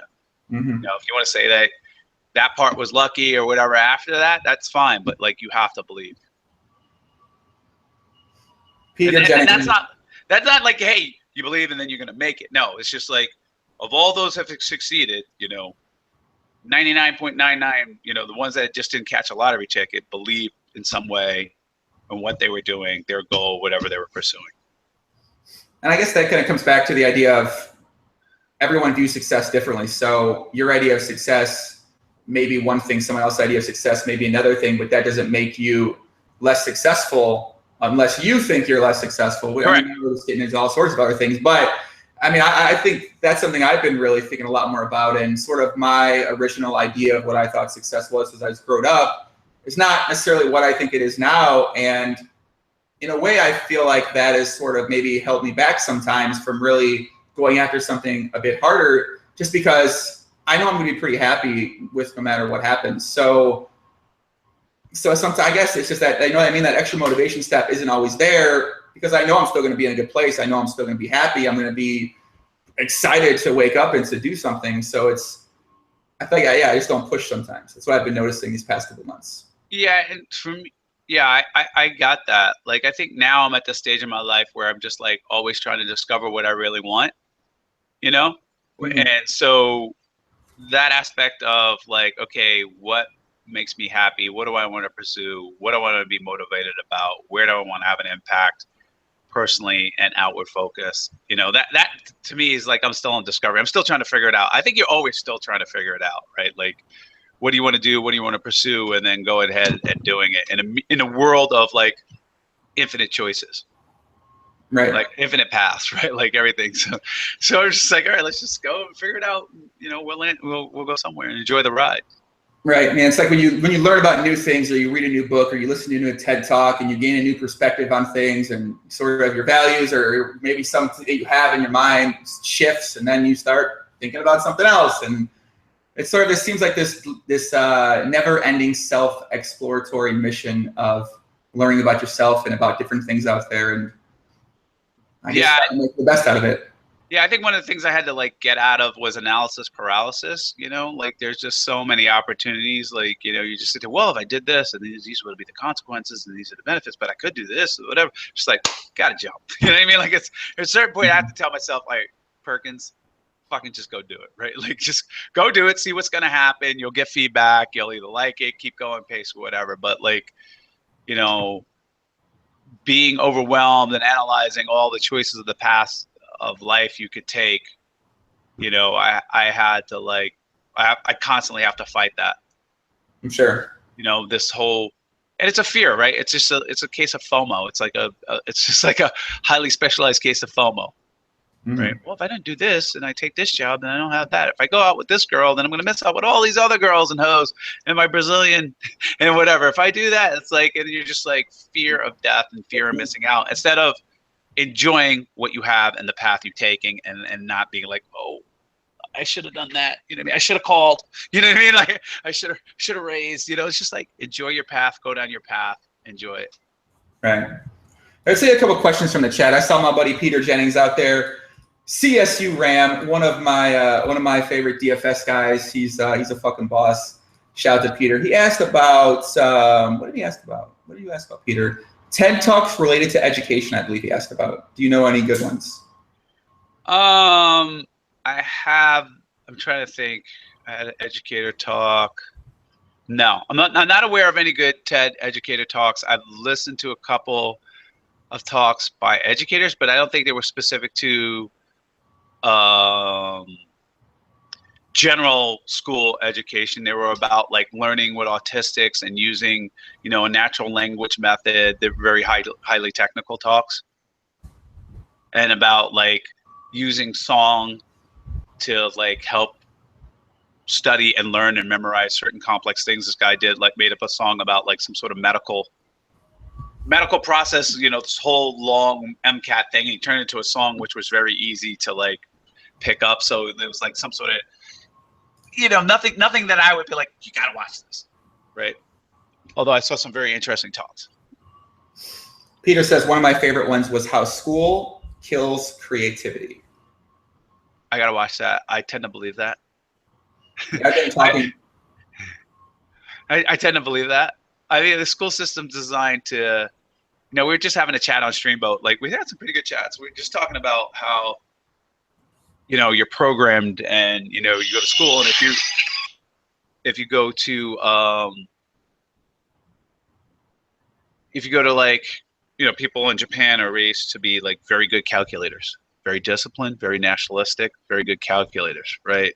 And like our school system is designed to produce people to work in factories and get a job, right? Like when you go to career day, it's like, do you want to get a job working here or whatever? Like you're designed to go into a path, right? Like that's not like kind of, you know, and I'm saying it can work, you know, it's all right. You've been trained to do that. You've been brainwashed your whole life, right? Like you go to school, go to high school, you go to college, you pick a specialty, you go to work, you go into that career. Somewhere along that path, somebody gives an assessment of you and says, you like this, you like that, you should be a carpenter. Or you like this, you like that, you should be a doctor. Or you know, you're pretty smart in chemistry or whatever, you should be a chemist. And you're like, yes, I am good at chemistry. I like chemistry. I should be a chemist. And I should work for Dow Chemical and have this career. And you realize it's just kind of like sorting and pegging you into a system, right? To go work and not really like, this is what I really want to do. Like how the hell could you pick what you want to do at 13, 14, 15, 16, right? And you kind of start going on that path, right? Like these guys start going into engineering, whatever, and their path, the branches out. Like he might have been the greatest poet that ever lived, right? Or he might have been the greatest Olympic diver or whatever, or just started something new that doesn't even exist, right? Some company or some field or industry that doesn't even exist, right? But schools are not designed for that, right? Schools are designed to keep the machinery running, to keep people in McDonald's working, to people in IBM factories. And the higher level you go, you just fit into the cog at different levels and different pay scales, which, you know, I decided I don't want to do that. Mm-hmm. You know, so I agree with that talk. I mean, he's going to be preaching to the choir. I'm like, amen, amen, amen, probably based on the title. Yeah, I think it's just really hard for a lot of people out there, for many people out there to see an actual tangible path they can take to get out of that mindset once they reach 18, 19, 20, they go to college, they graduate. So, I mean, it seems like, yeah, I don't think a lot of people necessarily want to be living that sort of lifestyle, but at the same time, most people that I've encountered and spoke with don't necessarily know where to start or how to make a living or what their talents are, what their strengths are. And it seems like it's a big hurdle for many people out there. Yeah, and I'm almost to the point, like I'm on the extreme end. Like we were talking about this with our Forbes, one of the winners, right? Like we had dinner, and he was like, you know, I was raised here. This is what you do. You go to school, you go to high school, you get a job, blah, blah, blah. And around this age, you get married. And I was like, that's right. You've been trained to do that, right? You've been inculcated. Like, they beat that in your head to like, this is what you're going to do. Mm-hmm. And you're realizing, like, that's not you, right? Like, you know what you love. You have it out. You know what makes you happy, etc. And now you're in a quandary. Right, like how do I bust out? Like, I got this job and I don't want to leave it, and you know it pays well, or at least pays the rent. What do you know what I mean? It does whatever, and then like that inertia sets in, and so you know I'm on the extreme end. I'm like, fuck what you're talented at. What do you want to do? Like, you know what I mean? Like I wasn't born or whatever have a talent for a lot of the shit I do. Like, what do you want to do? Like, it's not like you get a do-over when you die, right? Like, there's no like, oh, well, you know, you really wanted to do this, etc. And like, you know, you people are making either autopilot choices or choices to say, I want to be safe and secure in what has been outlined for me. I built this comfortable life, or comfortably miserable life, right? And I'm not going to break out because I don't like to be alone. I don't like the risk. I don't like the ego uncertainty. I don't like my friends telling me what I'm going to do. And like, you have this whole infrastructure. Anytime you want to go do something different, saying you're a fucking idiot, or you're crazy, or what are you doing? Why would you give this up? Blah, blah, blah, blah, blah, blah, blah, blah, blah, blah, right? And so anytime one of the eagles tries to live the chicken coop, all the chickens start pecking, but like, you're a fucking chicken. You're a chicken. Come back. And you're like, maybe I'm a chicken, and they go back and they die as chickens, even though they're eagles. They should have been soaring, right? Like it's kind of the way it goes for all of us, right? And then your own fear is getting away, you know, myself included, and you don't even know what you're afraid of. Like, the funny thing about fear is that you rationalize everything out to some logical conclusion when it's really just fear. At the end of the day, you can't even know what fear it is. Like, and so I kind of got on our Forbes while we were talking about what's going. I said, well, you're just hiding. And he said, what do you mean hiding? Like, why are you guys using the word? He's like, we're hiding. And I was like, CG was like, what are you doing? Like, I was like, well, you're using like what you've been trained to do and what you've learned to do in your life or whatever, and you're hiding behind that, and you're just scared. You're using that logic, whatever, to hide behind it. Like, this is what I've been trained to do, and this is what I'm supposed to do, blah, blah, blah. And so you're not going to do what you want to do. You're going to hide behind all the infrastructure and all the apparatus to keep you in this spot and not go do it. So those were great conversations we had, and that was a lot of fun. And I like talking about that because then it makes me think, like, what the fuck am I hiding? You know what I mean? Like, what am I hiding behind? What am I not doing? So in that spot, what did you end up telling him in that spot? What's that? What did I tell him? Yeah, what was your advice for him in that situation in terms of? I mean, it's neither right nor wrong, right? Like, I honestly believe, like, there's no right answer, there's no wrong answer, but from, you know, what we were talking about, I was like, listen, this is my opinion, not fact. You're just clearly hiding behind, oh, what about this? What about that? Why did you just say, I'm afraid, and I'm afraid, and I'm afraid of this? So it has no logic to deal with it, whatever, and X, Y, and Z. I don't want to make that plunge. So I'd rather stay safe and less happy, or safe and or miserable. And I'm not saying he's miserable. I'm just saying I'm going to stay in the matrix, you know, this thing for a breakout. You know, I have that pinned tweet, you know, on my that study about people's happiness and big life decisions about being conservative. I generally think, you know, my hypothesis is people are way, way too conservative with big life decisions, right? Inertia just takes over. We talked about that before. What's the worst that can happen? I think in a lot of times when you do take a big decision or take a big risk, you know, what's the worst that happens? What's the worst that comes from that? And I think from taking that into my own life, oftentimes it's I don't know, man. There's not I don't know. A lot of times it's not a lot of bad things that can happen, and there's a lot of really good things that can come from it. Yeah, I think like really it's like what stopped me before is like the ego, like the other people, like how am I going to perceive from other people? Other people don't think I'm an idiot. When this fails and this doesn't work out, oh my God, you know what I mean? Then I'll be here, and I was here in this comfortable spot of pure adulation and blah blah blah and all this other stuff versus like really going to do what I want to do. And that's happened in like business. It's happened in romantic relationships. It's happened in, just like health or anything, right? Like you're just like, well, if I go and attempt this and I fail, then I'm going to look like an idiot. If I go down this relationship path or whatever, I'm going to feel like an idiot when it doesn't work out. Or, I say I love you first and she doesn't. You know what I mean? Like she's like, let's just be friends. So you don't take that risk. You're not vulnerable or whatever. Like it happens in many different ways. It's happened in many different ways in my life. That fear has like held me back, and I'm constantly addressing it, or where I'm addressing it, and trying to discover what I want to do. Mm-hmm. What I really want to do, absent, the ego. So and that study showing that people are generally happier, like trying to find a method to see like, when they make these choices, they're actually much happier making these choices, and even just going down the path.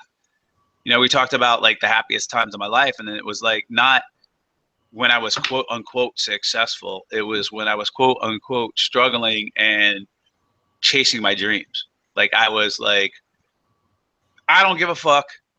You know what I mean? Almost at an area where you have nothing to lose, but I'm risking it all. Family, where I live or whatever. I'm just going down this path. And it was just like such a great feeling every day of like, I'm doing shit. I'm living my life. I'm attempting. I'm out in the muck. I'm grinding it out. I'm whatever it is. I'm taking big swings. I've fucking left New York City. I've left friends, family. I don't know, a fucking soul in Houston, Texas. I got a good job. I had a cushy job. You know what I mean?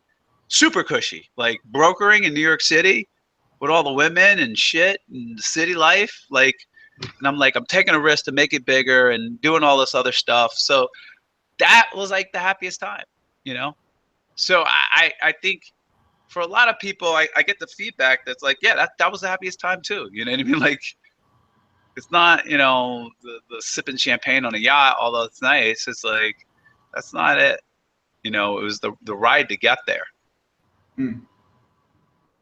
So I guess right now, how do you think you could recreate that in your own life? Is there something that you could do or decision that you can make that would potentially give you a similar feeling in your mind right now? Well, I think like right now and like where I'm at in my life and thing, I think my relationships are the biggest place where I have that impact, like my interpersonal relationships, especially my romantic relationships. Like I'm just like super vulnerable now about it, super deep, and just go all in. I have friends that are like, oh, don't go too fast, whatever. And then it doesn't work out, whatever. I'm like, it's still going to hurt.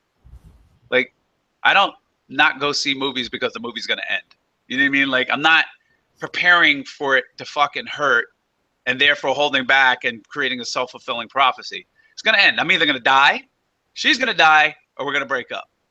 Period, end of sentence is going to end. So I am going to go hard in this, be the best lover, romantic, deep, vulnerable, exposed fears that I possibly fucking can stand, plus a little more, and enjoy it. Because I think the other way is you can't prepare for the pain, and you're just ruining your current experience, right? It'd be like, driving a car, like, I'm going to die, we're going to get in an accident, blah, blah, blah. It's like, well, you're going to get in an accident, you know what I mean? You got the safety belt on, whatever, and now you're ruining the ride, right? Like, or sitting in a plane and just like sweating bullets the whole time the plane ride, right? Like, you have no control, right? The plane is going to crash or land safely. Why ruin the plane ride by like sweating bullets? Like just enjoy it, enjoy the ride. So that's kind of the area where I can easily apply it, and work on it in terms of like career. I'm taking bigger risks internally in terms of like, not necessarily trading, but like other structured deals and expanding my business, and going out there and that phase of my life, and kids and like my ex-wife, like we're very, I think that's I'm just having a better experience now. Like, will it hurt if shit goes awry with Lara? It's gonna hurt like a motherfucker, like real bad. You know what I mean? You know, I'll survive, but it's like I'm not gonna fucking ruin today in order to like somehow think I'm mentally preparing for some pain in the future, which I'm not. Yeah,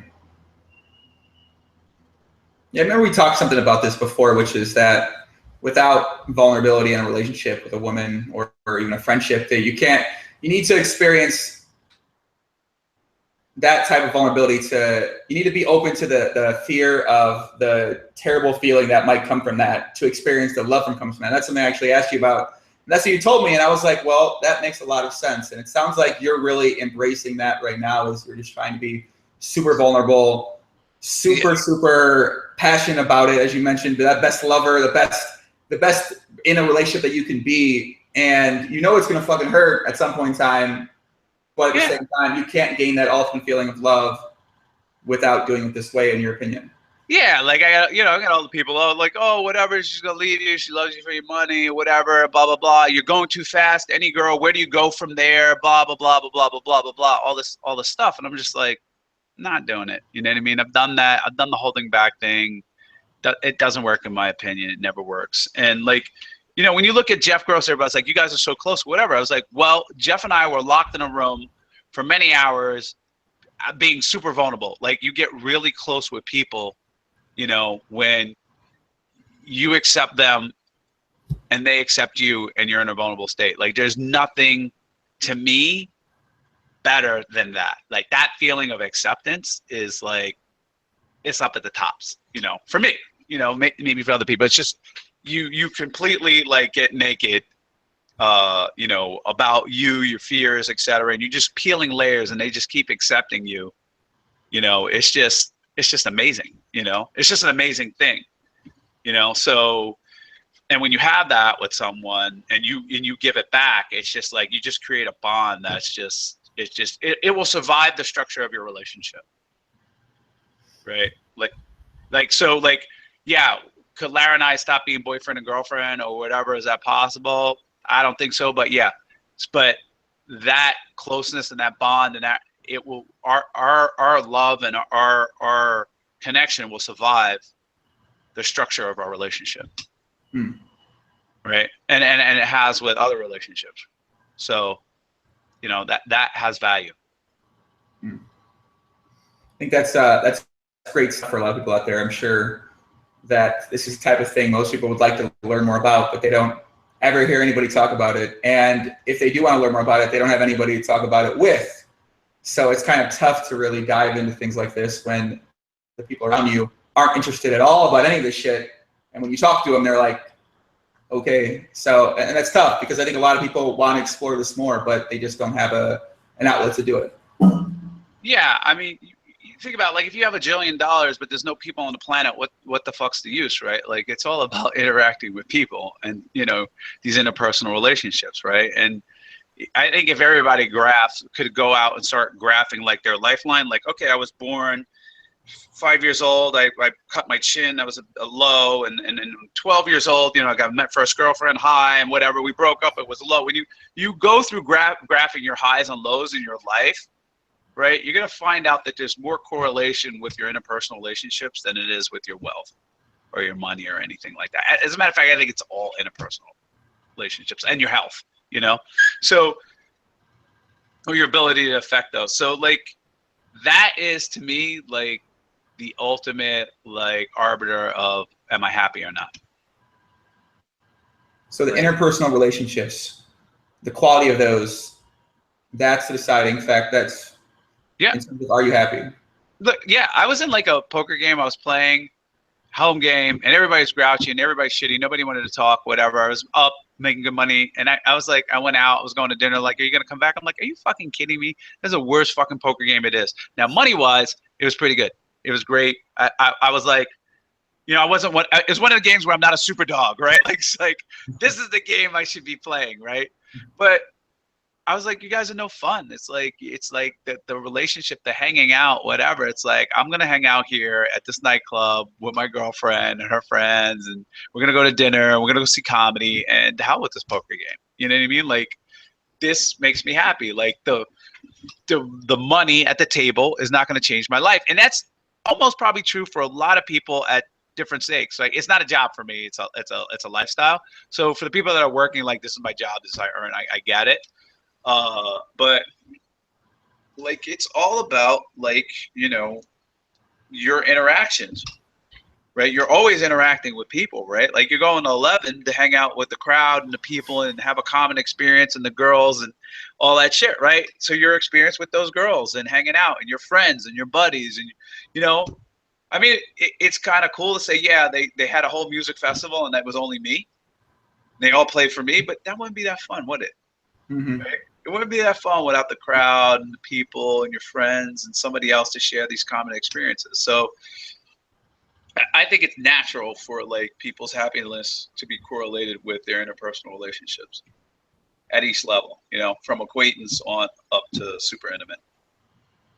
Yeah, I think that's the biggest takeaway. I wrote this down yesterday. My biggest takeaway from this weekend was the group of people that you're surrounded with and you go out with can really impact everything about the enjoyment that you have, the time that you have. And I felt like I was personally around a great group of guys. And, at 11, I'm around a group of guys for sure. So, and that made it one of like the best weekends of my entire life. And yeah, I think that's a really great point. That's something I never thought about much prior to maybe 6 months ago, a year ago. So it's, I think a lot of people are going to think about that thought and say, hey, maybe my relationships in my own life maybe I don't have some strong relationships. Maybe I need to pursue stronger ones and figure out how to grow some relationships with friends or with a girlfriend or boyfriend or with whoever, your family, anybody.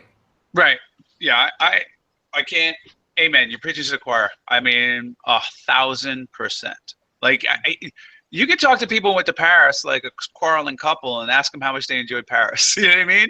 Or ask, you know what I mean? Like it fucking sucked. We hated it because blah, blah, blah. But like, and then you go to somebody who's like in love and vulnerable, hanging out, and it just becomes wonderful. Like, wasn't it great? And we met these people, and then at time we had that bad time, but how we deal, it becomes a joke, right? Like in a memory that they live off for the rest of their years, right? But you're not getting along, or you're with buddies and there's drama and you hated it. You're just like, everything sucks, right? The environment, it's going to take a really, really powerful environment to adjust bad personal relationships, almost, Yeah. We'll get a couple more questions from the chat in here, guys, and we'll get some shout outs. You got a question, Jones? My wizard assistant, Joan, I said in the pods in the house with his chat here. You got a question for Perkins? Yeah. Give him a question, man. Come on. All right, Bill. So seems like you're doing whatever you want to be doing right now at this point in your life. What would you be doing if all of a sudden you just had $15,000 to your name? Yeah. Your name. You still had your name and who you are. But I've always I think I would now have the benefit, and I would go backpacking around the world. I mean, like if you're saying like the kids are taken care of, I don't have to do anything like that or whatever, no obligations. I think I would go backpacking and like, maybe Jordan, Good Samaritan in Africa, do that for a year, go backpacking through Asia, couch surf, youth hostels, that thing. I was just talking to a friend who's renting a yacht. And he's like, well, I don't want to do a yacht. I want to kind of do on land, et cetera. And I said, you have a different experience on the coast of Italy going to land, because it takes a little while to get to the next town. You'll absorb that area, et cetera. It's a different experience. And maybe that's better than a yacht, so you can have a different experience. And I said, I always lament not backpacking when I was young, because every time I'm like, okay, I'm going to backpack. I'm going to do a cheap route. I'm going to, fly this way. I'm going to take trains, youth ticket, youth hostel, couch surf, whatever. And I never do it. I just, anytime there's something goes wrong, I'm like, hey, give me the first class hotel, give me the jet, get me out of here, get me a helicopter, whatever it is, right? And I'm missing out on all those little small random interpersonal things you would have in that type of experience. So I would go travel, backpack around. Snap. That's really awesome. We got a couple of people here say top 5 must-dos in life for 20 to 35-year-olds. Wow. Well, just go back to that question right there. It's like, take a gap year and travel, right?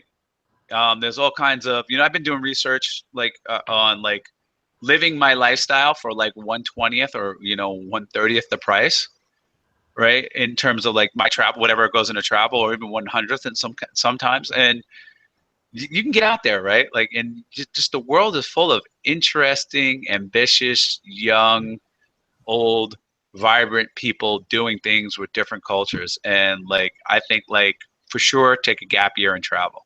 You don't need that much money. You can hustle on the road. You can make money on the road. You can do things. There's a lot of things you can do, right? To do it, just make that happen. So that's one.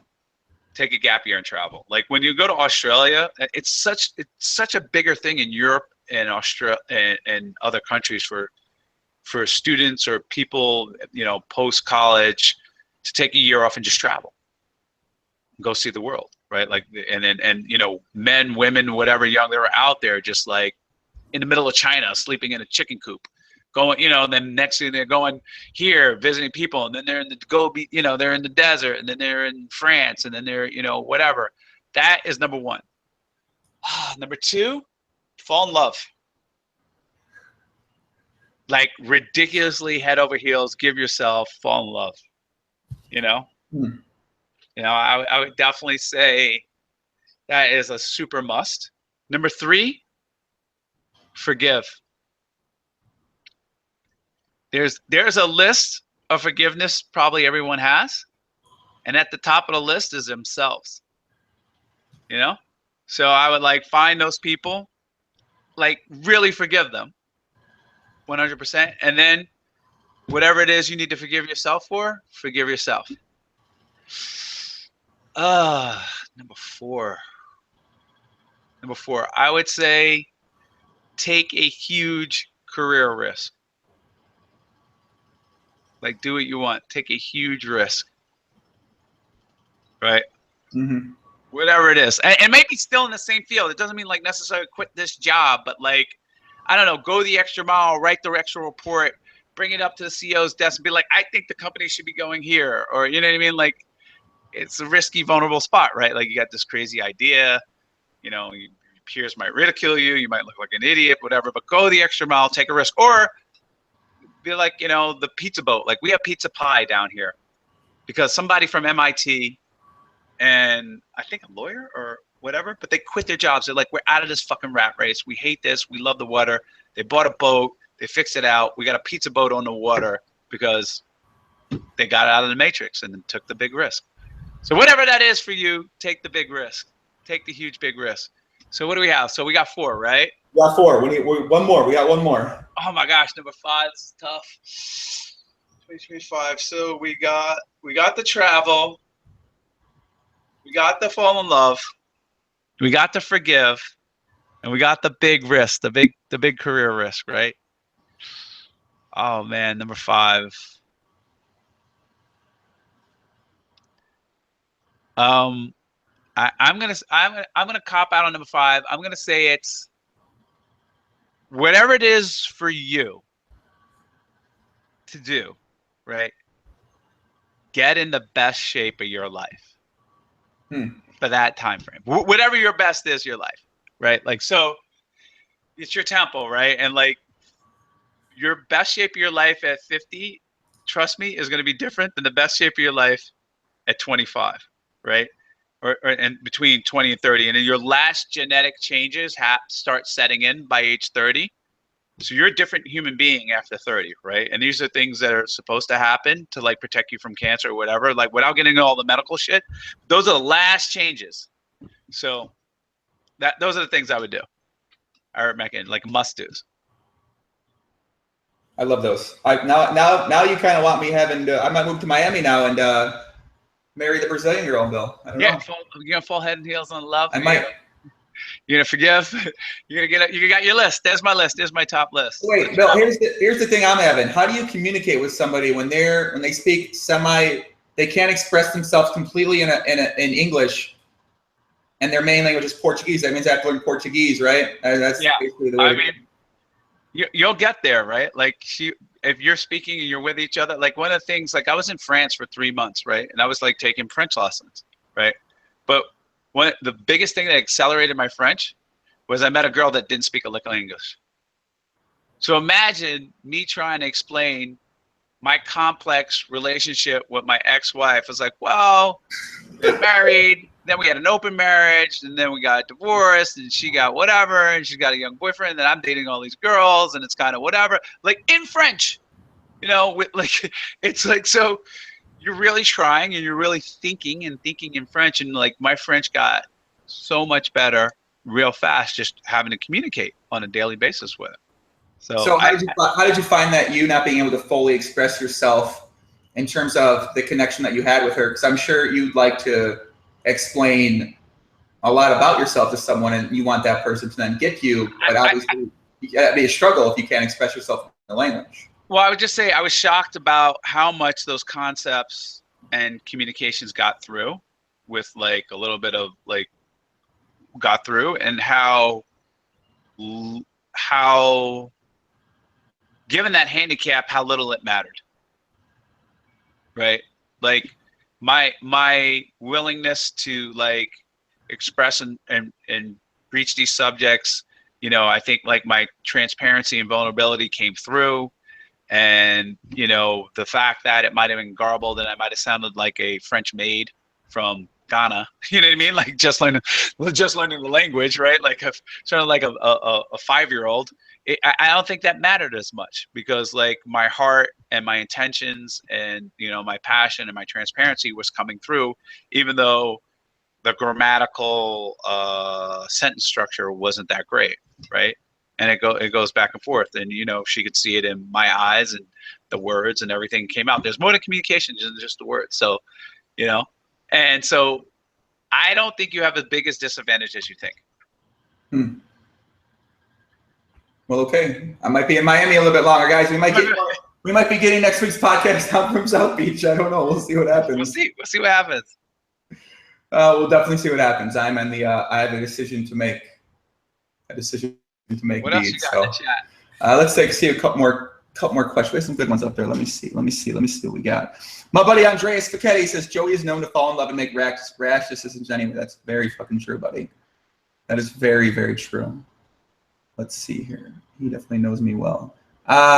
Daily, weekly habit. Yeah, Bill, daily habits you would recommend. I like that question. Dang it, that's a good question. A couple people said daily habits you'd recommend. Wow, that's a good question. Like daily habits, like forming good habits. I think there's a book I need to read. It's like the Power of Habits. I think first and foremost, like a daily habit of like knowing what you eat, right? Knowing your caloric intake, the daily habit of just knowing and awareness, you know, it's the first step into like change. Is like awareness itself is not the solution to a problem. A lot of people are aware that they're alcoholics or they're overweight or they're out of shape, but like if they're not aware, they're not doing anything. So I think like being aware of what you eat and what's going on in your health, etc. That's like a nice daily habit to have. Right? Like I know if I eat this, it's 180 calories. I know when I drink that shake, it's 240 calories. I know when I have a piece of tuna, it's approximately, you know, 6 ounces of protein. You know what I mean? Like I know all these things, and I think that's a good habit of knowing what you put in your body, your sacred temple, is a good habit. I think telling the people you love that you're in touch with when you see them or talk to them that you love them is a great habit to have. And I think it's also a good habit to appreciate, like wake up every day, no matter where you are, you can appreciate something. You know what I mean? Mm-hmm. Like no matter what situation, you can find something to be appreciative. Like, you know, you can be on death row and you'd be like, well, at least I get my last meal. At least I get to see this. At least I got to say that. At least, you know, I appreciate this. I appreciate that. Like coming from a place of gratitude and appreciation is a great attitude shifter. And I have to do that all the time. Like when something goes wrong, I'm like, wait a minute, what am I complaining about? You know what I mean? Mm-hmm. So showing appreciation. I'd say appreciation, being aware of your health and telling people that, you know, that you're close to, whatever that you love, that you do love them. I like those a lot. Those are good habits to have. Someone asked about morning routines or nighttime routines. Do you feel like you have a good system in place for the morning and for the nighttime? My habit, like my autopilot, is very much like this phone, check the market, blah blah blah, X, Y, and Z, what was planned, schedule, get kids to school. You know what I mean? Mm-hmm. Check in, etc. So I'm gonna probably be the worst admitted on like what's a good routine, you know, in terms of like getting up at AM, working on the treadmill, etc. I think like your routine should be consistent with your goals and what you want in life, right? So like if your goal is I want to be a painter or I want to be a writer, I mean your routine was going to be different, right? Like get up and paint. You know what I mean? Your routine should be consistent with that. So I guess the best routine in my mind is what is consistent with what you want out of life and what your goals are, and do that. You know, if I was a marathon runner or a trainer, we got some good routines in here. Nighttime sex is routine. I doubt it, but I got to be honest, Brett, from the comments you've been leaving, I doubt it, my friend. But nothing wrong with that, man. And nothing wrong with that. I think CG's in the chat. He said, what was your favorite? We have a morning routine when I wake up with Lara. We always wake up, like, if I get up and roll out of bed, I'm just put this out. Like, okay. If I get out and roll out of bed, she's like, that's not how we wake up. Like, we don't wake up. We wake up cuddling. And we cuddle for a little bit. And we snuggle, and we kiss, and we like, you know, we're like little dogs or puppies like this for a little bit. And then we get up. And that's a routine that I do pretty much every day. Every day. Like, if we get up, it's like, she does that. Her lip goes like this, and she's upset. I'm like, I know what that face means. You know what I mean? Like, you're upset. I've seen that face before. And so she's like, no, that's not how we wake up. And so since I don't know, June the 4th, if she's over, that's my routine. And at night, you know, it's like the cuddle routine. So if you have a girl, you should try it. Like, don't just get up out of bed and go to the shower. Don't just whatever. Like, don't just like pop out. Like, take a moment to like enjoy each other and savor the moment. Highly recommend it. I love it. I like that a lot. He likes it a lot. I did that. I've done that these past few days, Bill. Right? I've been doing that. You know, normally I like to get out of bed straight away, get after something, but I've tried a different approach, and I think it's tough if you have a lot of things in your mind, a lot of things you want to do, to sort of not be present in that moment as well, and just kind of say, I want to get the fuck out of here. I want to get up. I don't want to lay in bed. But I do think there's a value to it and benefit to it if you can look at it a little bit differently. Yeah, I like to stop my autopilot. My autopilot is like, get up, get this, you got to get going, got to start trading, got to check the weather report, got to check the gas flows, got to check, you know, power to gas burns. I got to check Mexican exports, you know, LNG imports. I got to check all these charts, graphs, things. Brain starts going fire. I'm like, let's go. I'm like, wait a minute. This is the fucking most important thing in my life going on right now. Mm-hmm. Sit down and move it. This all, you know what I mean? This is whatever. This is the rest of, you know, I'm banking on this for the rest of my life. You know, This is where I would like this to go. So let me put in the time, the effort, respect, the love, the tenderness that it deserves. That's consistent with my goals. I think we're about what are we at? Most hours in? I can ask this question. So you mentioned earlier something, Bill, I'm working at too. You mentioned you want to be one of the best lovers in the world. And that's one of my goals right now, Bill. I want to be one of the best lovers in the motherfucking world, Bill. When I get in bed, when it starts with bed, it starts with the foreplay. That's what my goal is, to be one of the best lovers in the world. I heard you mention that too. What kind of tips you got? For the people out there, because I'm serious. This is like, I don't know, man. I'm all about this. I feel like I've been working at it for this year, and it's been going well. It's a good approach to have, better than my old approach, which was a selfish one. Okay, so I would start. I'll give you like I'll give you my physical tips, and then I'll give you kind of like the non-physical whatever, which I think is like massively important. Okay. Physical. Always have your hands clean and manicured. Whether you do it yourself or you go to a place, have your fucking hands clean and manicured. Now, I didn't learn this myself. I didn't invent this or whatever, but I agree with it. There's a thing called YEO, right? Young Entrepreneurs Organization, which I was part of. And they have these big giant conferences, and you go in and there's people like IP law, blah, blah, blah. And then there's these two ladies who come in and talk about sex. And they have it only men and only women.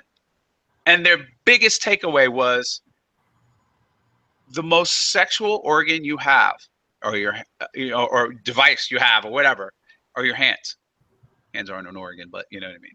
This is the most sexual thing you have, is your hands. you're touching somebody, you're caressing them, whatever, you're touching their private parts, your fingers are going in their private parts, you're doing things. Like, if you had no hands, imagine what making love would be like. Imagine what sex. You can't grab them, you can't touch them. Like, there's a lot of always grabbing. Like elbows, you'd be like elbow down, cross. Yeah. No. I mean, you're touching their, you're touching all over their body, in their body, rubbing parts of them, whatever, right? So a woman looks at this and sees this and knows this and looks at your hands. So your hands are important. So when your hands are clean and you're ready to go, your hands, like grabbing, touching, stroking, whatever you're doing, hyper important. This is what I got from women, and I've tested it out, and it's like, it's so true. It's like, it's a psychological thing. It's the way it was designed, So like, make sure your hands are always doing something, and make sure they're fucking clean. Okay. I mean, like, if you're out in the club trying to pick up a girl or the whatever, and like your shit looks bad, she's like, that's just not touching my coochie. It's just like, that's not happening. Like, they're like, no. And they're not going to tell you that. It's going to be like a restaurant review. Like, when you go to a restaurant and the service is bad and the shit comes out cold, and they're like, how was everything? You're like, fine. It was fine. You know what I mean? It's not like you're going to fill out the fucking comment card, girl. So when girls like at the club, and you're like, hey, let's go hang out, whatever. Like, nah, I got to go with my friends or whatever. They're not going to be like, your fucking hands. You're like, I'm not even thinking about you touching me because it's kind of a turn off, whatever, or your shit is all unkempt and unclean. Okay, anyway, that's enough of that. But I would say the main thing is like, obviously there's a physical attraction or whatever, but like after that, like the chemistry, you showing up that you accept this girl and she can be free and she can be, you support and accept her, is like super sexually powerful. Like, and they trust you, Mm-hmm. so that they let go, then that experience in the bedroom is going to be that much better, right? And it's going to be that much more fun and laid back and etc. Like, it's the same thing with, bring it back to poker, right? Like, am I going to try some strange line or aggressive play or whatever or do something, normal if everybody's watching me and be like, you fucking suck or whatever. Like, is a girl going to get on all fours or get tied up or bent up or pour wax on you or do all this shit and be free and vulnerable in bed with you if you're like this judgmental asshole? You know what I mean? Like X, Y, and Z. Like, you're not going to have, like, if they have that sense, and people have that sense, like, you're judgmental, you're not accepting of me, you're not vulnerable, that translates into the bedroom, right? Like 100,000%.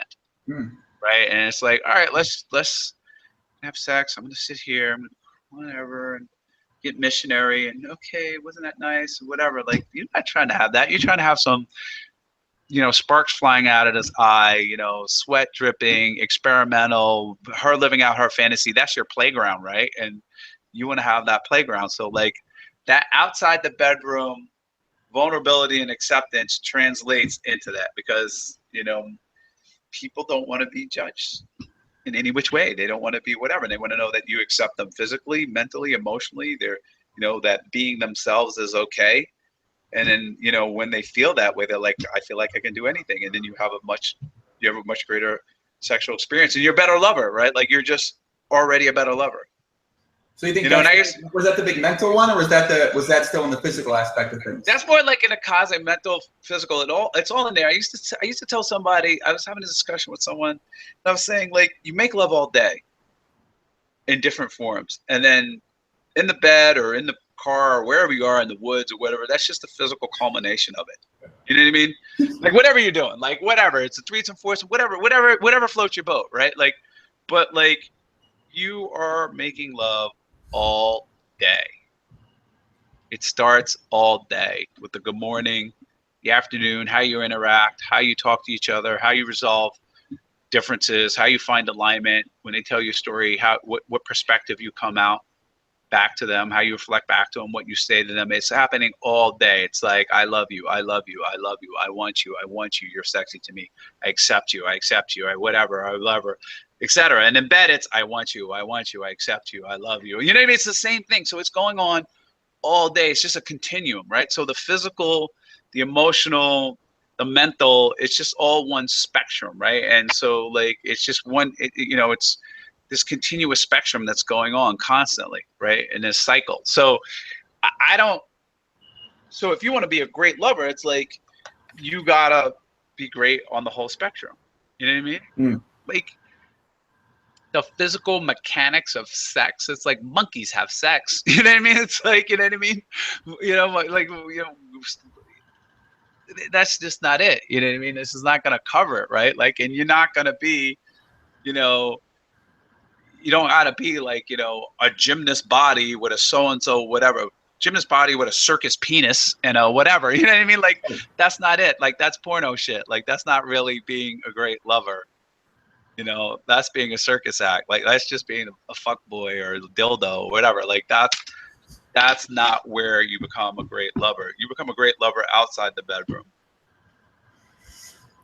And then when you're doing that, when you have that acceptance and vulnerability, they'll give it back to you, and then you feel more confident in the bedroom or whatever, and you are out there and creative and doing things and like, you know what I mean? Mm-hmm. And it's like, oh, this is a fun ride. You know what I mean?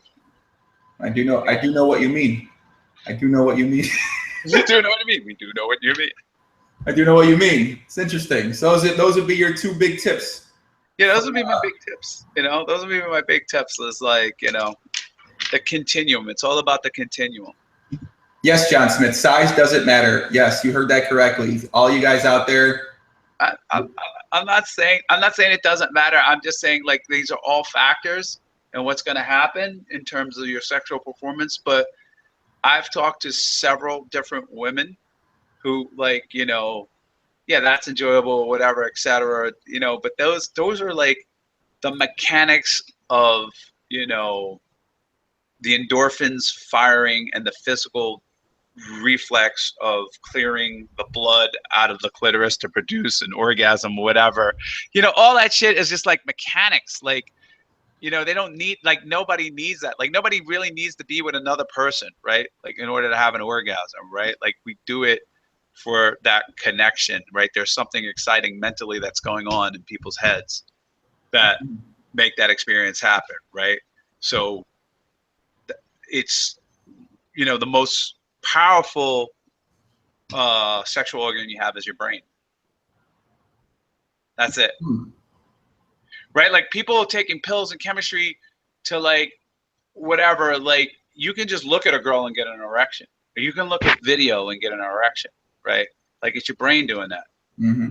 Right? Nobody's touching you, nobody's no whatever, right? Like, a girl can like talk to you and you talk to her and like you, whatever, and feel sexy and feel like I just want to have this man, right? And we've seen plenty of, of different, all shapes, sizes, colors, etc. So like, you just got to remember that, like, that is your most powerful sexual organ.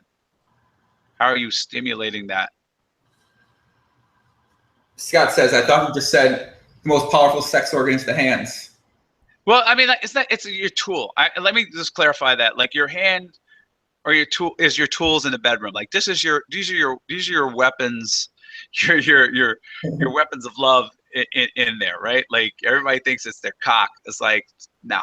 it's not. It's your hands. Like, and if you think about it, like, if you just say like your brain is like processing all these signals, right? Like, where your hands are going everywhere, right? Like, they're grabbing ass, they're touching vaginas, it's tickling anuses, it's grabbing breasts, pinching nipples, it's caressing faces. You know what I mean? It's doing all these things, right? That's going on. It's sending all these signals and overwhelming the brain with like, these sensations and etc. So like, it's more than just like, fluff. It's like there's some science behind this. It's what's going on. And that mental thing, it's like, you ever watch porn with the sound off? No, I don't think so. Right, but like, turn it off. Is it as interesting? I don't know. Don't watch porn, but if you do, try turning it off. It's like, it's not as interesting. You just kind of like, Like the sound does something to you, right? That is like, it's part of your brain. Like the brain is processing these signals. All that makes an effect. It's like watch a horror movie. Let's take it off sex. Watch a horror movie. Turn off the scary music. It's like, it's not that scary without the music, right? Like it all sets the mood, right? It's all your brain. Music sets the mood for anything, I think. But I guess music or sound, essentially, then. Yeah, I feel like sound. I mean, you're gonna work and you're gonna find all kinds of stimuli. I'm just saying that basically your biggest sexual organ and the most powerful one is your brain. Your brain and her brain, right? Like it's like the ears, shots fired at deaf people. It's like, think about it this way. Both way, like everybody's heard the saying, like, show me a hot girl and I'll show you somebody who's tired of sleeping with her, right? Like, you ever heard that cliche, that joke, right? I mean, girls got the same saying, right? Like, that guy's so hot, he's a dick. They're just not attracted to. Like, it's like, yeah, he used to be hot and he was whatever, and then he's a dick. It's like, he can't do anything for you anymore, right? Like, it's like, what happened? He's still the same hot guy. He's still got a great body, penis, whatever you want to say. Just doesn't work anymore, right? Like, because he's a dick. You know, I think he's an asshole. I'm sick of him. I wouldn't sleep with him for whatever. And if it did, it's like, it's terrible because all this up here is gone. Right, the emotional connection or the mental. Emotional connection, the brain connection, the mental connection, or whatever, you know? Right. Listen, guys, we talked a little poker at the beginning of this. Now we got to get into the other stuff, man, okay? So you guys, come on. I gave the poker first this time, and then I want to get into some of these other things I'm thinking about these days, man. How much can you think about poker? Honestly, guys, you got 1,000 poker things out there. Doug Polk is putting up a fucking video every single day. Every day. You want to know about poker, man. Every day. Every day. I went out, yeah, every day with exclamation points. Right, man. Someone's getting trenched and pandemoniumed and fucking bazammed every day on over his channel, man. That's the poker. Go check it out, man. Go watch it. Come on. I watch it. I got the alerts. I'm a subscriber. I go, think. Like, how many exclamation points we got today? We can put some exclamation. Bill Perkins gets real on sex. Exclamation point. Dr. Perkins in the house. Dr. Perkins. He'll be a sex therapist. I wouldn't mind You going. could be a sex therapist. Yeah, why not? Let me get some shout outs, man. Who we got out there? CG in the chat. What's up, CG? What's up, brother? Who else? We got Ryan Meese, my co-host of my Big Brother Canada podcast that Kevin Martin's on. What's up, Ryan? We're going to do a podcast this week, I think. Last week, you know, as well, ain't no time for a podcast last Friday, unfortunately. Who else? We got Fernando Lomas, Zach Wilson, Scott Headley, Dave Stewart. Who else we got out here? Fernando. I just said Fernando. Never mind. Jonah's right here, too. Not in the chat today. He's in the background. Reaper, you leaving some weird shit today, so I'll give you a shout out. That's about it. Luis Aroda 99, Ryan Verde 613. What up, Beak? What up, I got a bonacita. Philip Wellen. You got some shout outs to give, Bill? I'm going to just say shout out to the Streamboat crew, CG, R. Forbes, Jeff Gross, Jamie Staples, Matt Staples, Poker Vision who filmed it, Lara. I don't know. She's probably not watching. Don't watch Lara. Kids can't watch. So that's it. Everybody out there in Pokerland, people I didn't name. So what's next for you, Bill? Can people check you out? So you say you're going back to LA. Next stream, when's the next Twitch stream going to be? I think it's probably, what's today? Wednesday? I'm hoping to do it this Sunday. This Sunday? What about, is there a free roll? Is there an April free roll coming up anytime soon? Well, it's Sunday Millions, right? Like that's going on. The Sunday 10 Millions is going on this Sunday. Like the big 10 million deal, whatever. So they usually have the Sunday Million. Now it's like the Sunday 10 million. It's supposed to be a big deal, in theory. Yeah, I'll agree with. Yeah, we'll say yeah. I know Jeff Gross always says Sunday's a work day, so I'm like, all right, I'm gonna make Sunday a work day. So I'm gonna try and do it Sunday. Okay. When's the April free roll giveaway? Is that coming up? I know you've been giving. Yeah, April the 8th. So we have a monthly subscriber free roll. So if you subscribe to my channel, it costs, I don't know, $4.99 a month in Twitch bucks. We just take the subscriber revenue, which I don't even get all of it. Twitch gets like the most of it, I think. Whatever. And we just make a free roll pool. So out of the subscribers, and we either have it on ACR or PokerStars, but generally ACR. What's up? What's so funny? Jonah just put in the chat, Joey will buy me a present if this video gets 1,000 likes. Fuck, that's fine, I will. I'll buy the kid I got president if it's 1,000 likes. Fine, I'll buy him something. All right, buy him something. So we got the monthly free roll. So it's whatever the subscribers are. They're up there on the date. My man Vedran. I'm gonna give a shout out to Vedran. He basically does a lot of graphic design on my stuff. He does tech support for my channel, and he runs every time I run a contest or giveaway. He's the guy who does all the work. So he runs that. Whoever the subscribers are, they get in the pool, and it's a free roll. So they basically the revenue goes straight into the pool, and that's how it goes. That's awesome. So it's like, until it gets to like, I was hoping it's much harder to get subscribers than I thought on Twitch. And what I'm discovering is because what's the point, right? You can watch and not subscribe. Right. And so the benefit, the free roll benefit is in there, and you have extra chances of winning prizes, but is it enough to pay for the subscribers? So I'm trying to add value to my channel, but whatever value I add is still free, right? Like it's really hard to get a subscriber base. So maybe I'm thinking perhaps my focus should be on viewers and not subscribers, right? Because viewers, and I was talking to Jamie and Matt, and they're like, forget subscribers, you want viewers. Yeah, I think with viewers come more subscribers. So the more viewers you get, the more people are going to come because they see more viewers, and therefore you'll get subscribers out of that too. And really, for me, the platform when I'm trying to do it, I think the viewers is kind of a better metric, right? Like I'm trying to grow poker, I'm trying to grow lifestyle, I'm trying to create a platform, a brand. So it really should be a viewer's goal. So I need to think about that. But right now, we just whatever we have for subscribers, we just throw it in the pool. Yeah, I like that. Dump in the pool. We have and subscribers, so they can win their subscription plus some. And then it's also a long-term thing. I mean, you take a look at some of the guys who've been doing this in the esports, and Jason Somerville. These guys have been doing it for a long time on a very consistent basis, whereas you're still relatively new, even though you're doing these giveaways that are very unique to your channel. It's still relatively a new stream, so it just takes time for people to be subscribing. I think it's going to take time no matter what. Yeah, I think one of the things that people don't like, which feedback I'm getting is like you got to stream. Like they want to see you. If I'm going to subscribe to your channel, I'm going to view. It's like I want to see you on certain days. And when you tell me what days you're going to show up, and you show up, show the fuck up and entertain me and do whatever it is you do, right?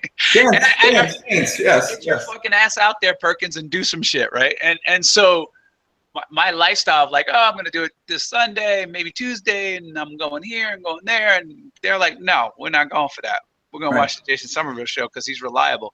So I need to figure out like a balance or something of what I'm going to do in terms of that hurdle, because that's part of the bargain, right? Like the viewers want lots of episodes and some consistency, right? They want you to stream.